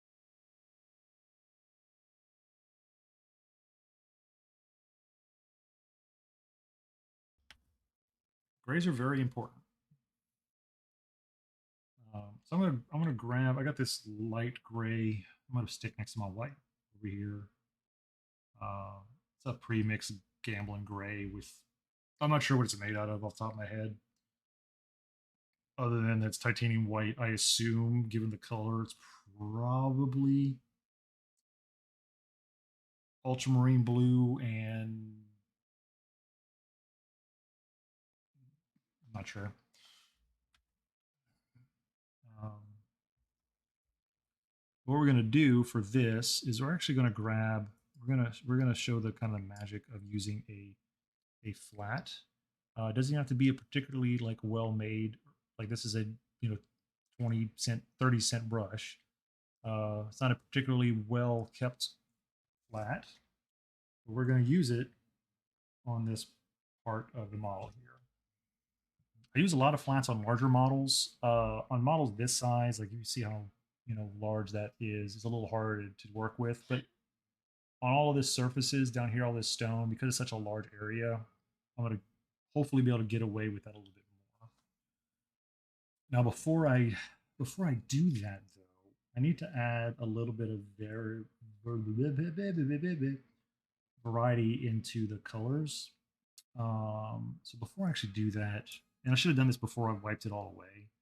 I'm gonna go ahead and go back to one of my junky brushes that I was using um, earlier, and I'm gonna add, let's see, my color gamut, my gamut mask. Which, can I get this thing to show my gamut mask?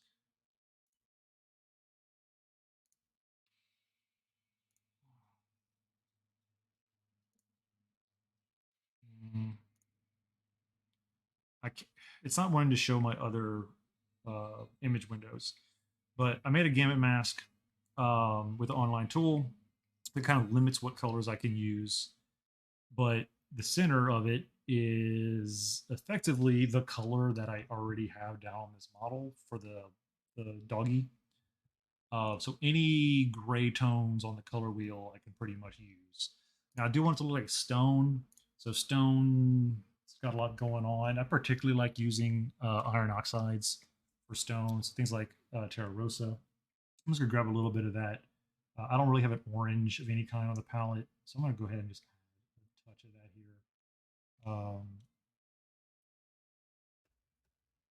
And then I have plenty of browns, so we're just going to kind of go with that. I'm going to add just a touch of this Terra Rosa. Terra Rosa actually is also a good color you can use um, for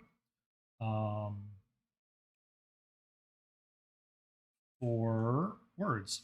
For a skin tone, it will make your skin tone a bit ruddy, and you can adjust for that, but it will just keep that in mind if you do use it. It is a fairly high tinting color. It will stain the model, the paint a bit. Just another thing to just kind of keep in mind. It will fight other pigments a little bit.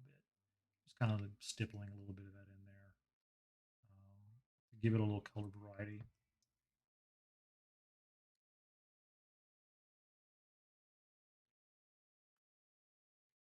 Hey, no problem. Thanks for popping in. Then I'm gonna grab a little bit. I still have this a little bit of this olive green. It's a nice dark green. I'm gonna stipple that in a couple of spots too here. Just don't need a whole lot on the brush. Just kind of again give a little bit of variety to it. Usually I normally do this before I wipe the paint away, but I would just wasn't thinking. When you're doing natural objects, natural materials like wood, stone, you want to make it variety of colors, and you can get crazy with it. Especially if you do like a really natural scene, a rock can have you know it can have a lot of what's on this palette on rock because you can have yellows and greens from mosses. You can have a little bit of blue from bits of like mineral in the rock. All the reddish, rusty colors from iron oxide, right? So you can do quite a lot with things like stone.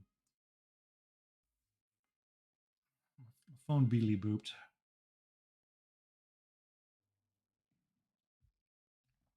What's my phone beely booping for?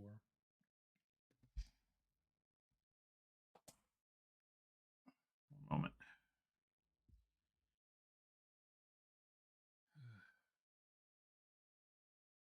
An update for Judgment. Let's see. Are we actually going to get this game shipped anytime soon? Stream tomorrow.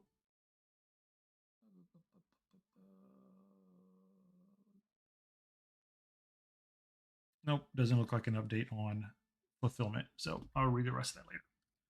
All right. So back to painting. We're gonna go ahead and grab this gray up here. I'm gonna just. So the reason why I like using glass is it gives me a bit of better feel for how thin the paint is. I find that if I use parchment paper, because it gives a bit when you drag your brush, it's harder to get a feel for how thick or thin the paint is. And if I go and move the paint across the glass and I feel it like kind of resist the brush, I know it's too thick to put on a model. If I go and so like you see this empty spot here on the palette, if I go and I brush it and barely anything's coming off like that, that means that that's probably the amount of paint that I want on my brush. All right, so we're going to focus again as if the rip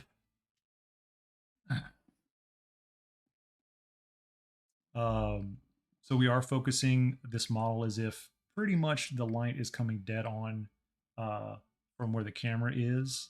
So we're going to go ahead and hit the highest brighter tones right on the center of this good boy's face, though he is. Is he leaning or she leaning? Or are they both leaning? Hold on.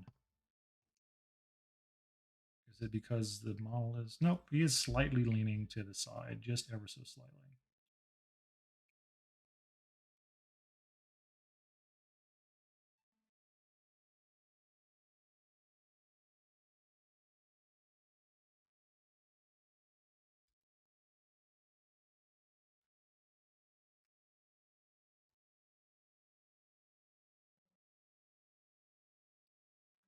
The next portion of that's supposed to like coming out soonish, right? Did I see something about that?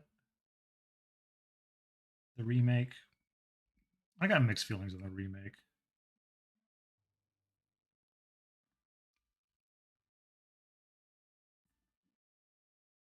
And it's mostly just like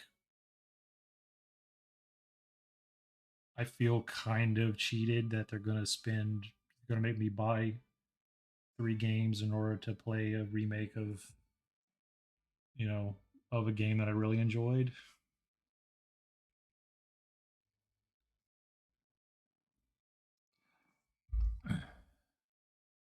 Like I played it for free. Like I waited till it got on PS Plus to play it. So I don't feel like I got cheated.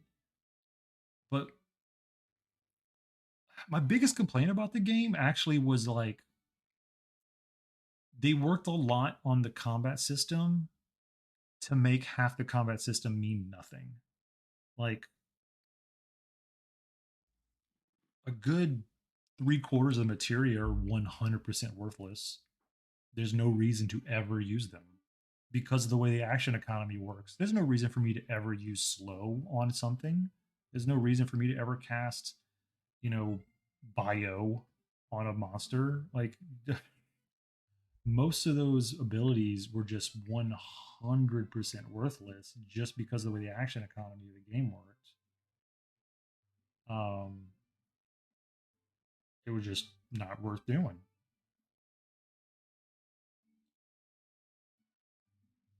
at all.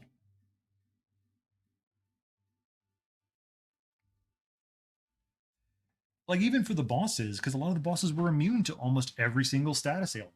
So like, cool, I have a slow materia. Who am I going to use it on? None of the bosses will like all the bosses are immune to slow. Except there might be one or two, right?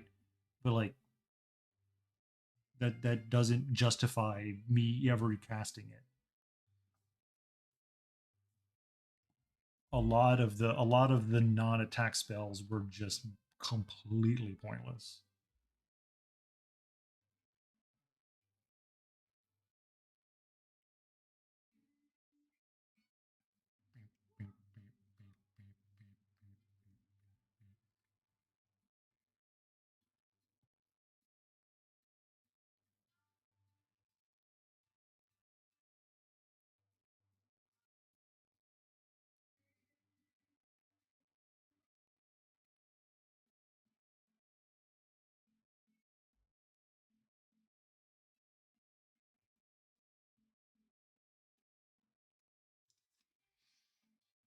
I also felt the summons were really like they looked cool, but like it took so much effort to ever use one.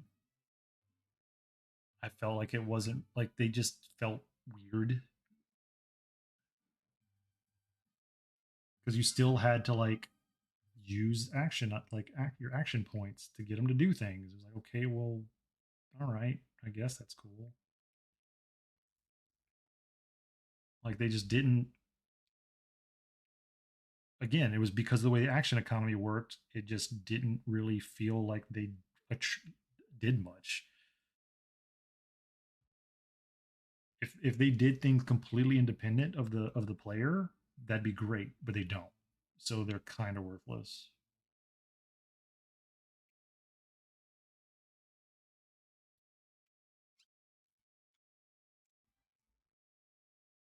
So I just like, yeah. And then like the fact that like, let's be honest with ourselves. when we go to play the next one, they're going to reset all your gear. They're gonna reset everything. There's like all of the higher level like versions of your materia, like your mastery of materia, meant nothing because you're going to get reset. Like why? Because like I was looking through it and like seeing like how many like I don't remember what version of experience. Yeah, I didn't bother either. But like whatever the materia mastery or whatever it was, like the higher levels of stuff, it's like I'd have to play this game again to unlock the last version of haste or whatever. That's whatever it was. But why would I want to? It's going to be erased. Like it's not going to matter. Yeah, there was a lot to the way that there was a lot about how the combat worked that I didn't care for. The story is fine. I'm happy to have a more fleshed out like humanizing story to things, and that's okay. But the combat, it wasn't that the combat was exhausting. It was just unfulfilling. I would still rather that combat versus random encounters every 10 steps kind of thing. I would.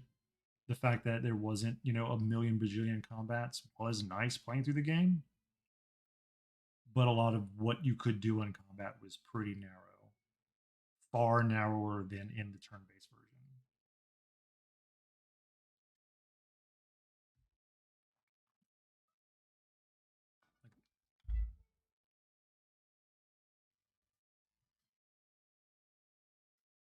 And I don't know how many times I raged when like you're about to die, so you spin the action to heal, only to get your person hit or knocked down again, and waiting so you can heal. So then you can spend your one action to did cast a healing spell. Like it was just a vicious cycle sometimes. We're just like, Christ. It's like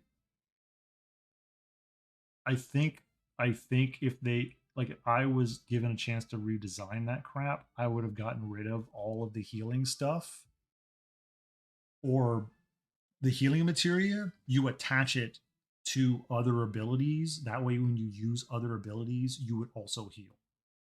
Because and just reduce the amount or whatever, right?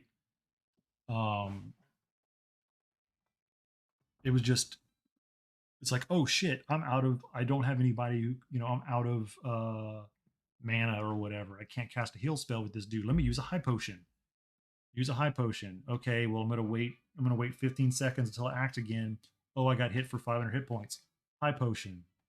Okay, that's I was just I don't know how many fights like especially once you got one person knocked down. Once one person was down, it felt like it took forever to like get back into the role because you were so your action economy tanked and it just was impossible to get things moving again. Uh, there were a couple of like there were definitely a couple of fights that because of that I nearly just quit playing it. The fight where Cloud solos the dude on the rooftop that jumps from the helicopter. I can't remember anybody's name in this game. When you do the one-on-one combat with Cloud, that fight was stupid. I Rufus hated that fight. It was such a pain in the ass. Oh my god, that was such a pain in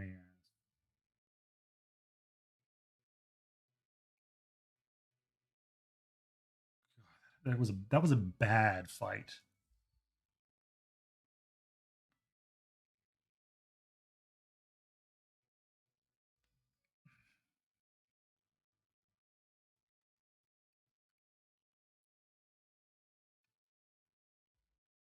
I will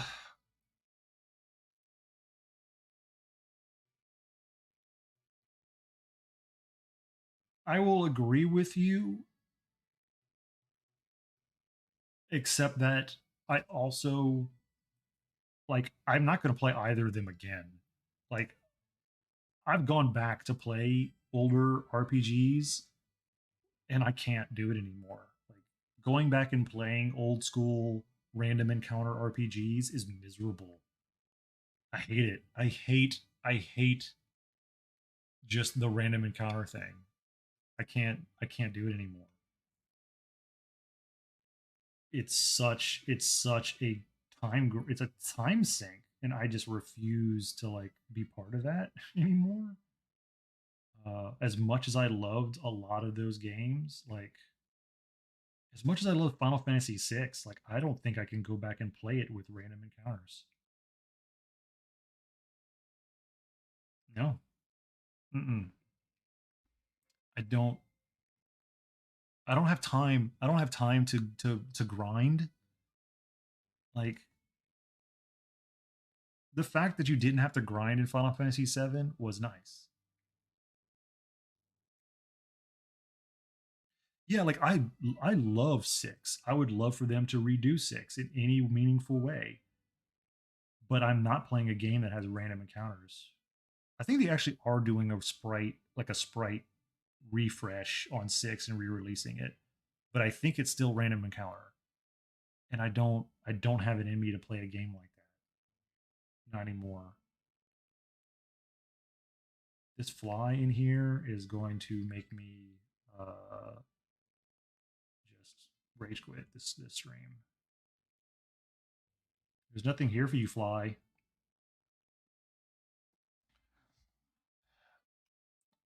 I was like briefly excited when they like redid Saga Frontier. Um, your favorite is Chrono Cross, not Chrono Trigger? Man, that's a bold move. Golden Sun was pretty fun. I don't remember very much, but I do remember playing it. Chrono Cross, I never finished. Um, I think they're remaking Chrono Cross too. Uh, but it's just a matter like I'm not doing a random encounter video game anymore. That's a mechanic that rightfully died and should stay dead. Like, so what we've done here, right? So you notice how it's nice and bright. Everything's pretty bright here. I gotta maybe clean this up down here a little bit. But when we turn to the side, keeping the sides darker, you can see it really well right here, right? So as the plane of the face turns to the side, it darkens, and then when it turns back out, it's light again. So it's very important to pay attention to light volumes. You'd be surprised how much it can change, like the quality of your paint job. Just paying attention to the volumes of light on a model. It is a tricky thing to learn. It is by no means easy. I've only really started paying attention to it recently, but I honestly think that it is helping my paint jobs quite a bit as I pay more and more attention to it. Um, and what's nice with oils, right? Again, I'm doing all of this with a size 4 flat that cost me 30 cents and just kind of like feathering I kind of feathering the paint around. I'm not I'm using the texture of the model to do a lot of the work for me. Um I didn't sit there and try to individually paint all those surfaces. I just used the side of my brush to paint and it kept all of those surfaces there. I didn't fill them in. And part of that too is using a nice light stroke of the brush.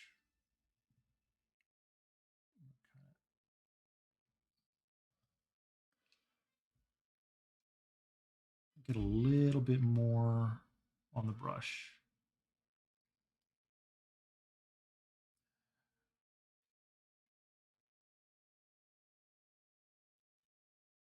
like I was kind of excited for Triangle Strategy, that like spiritual successor to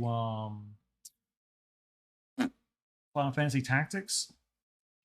And like I love those kind of games, like Final Fantasy Tactics, uh, uh, uh, um, um, um, Fire Emblem, Disgaea. I love those games. I absolutely love those games. The last Disgaea game on the Switch, loved it. Played through it twice. I don't think I played through it the third time. Um, but like Triangle Strategy,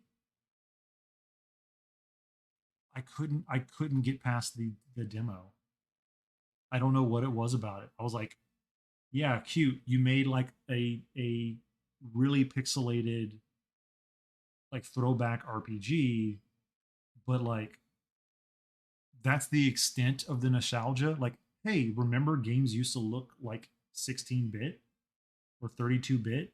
That's neat, right? It's like I guess, but like, are you gonna do anything interesting with that? Or is it just like, yeah, we made a pixelated sprite based RPG. Like it for that. And it's like, well, you have to give me something else other than that. Like, because if I wanted to play a pixelated RPG, I can just go back and play Final Fantasy Tactics. I don't need another game that kind of does what Final Fantasy Tactics did. You have to add to it, right?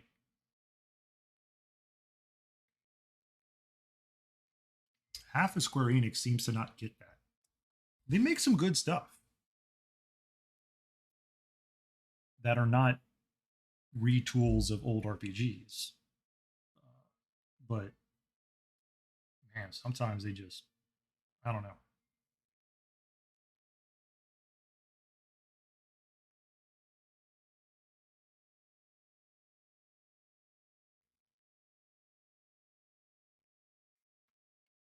Like I really liked the first um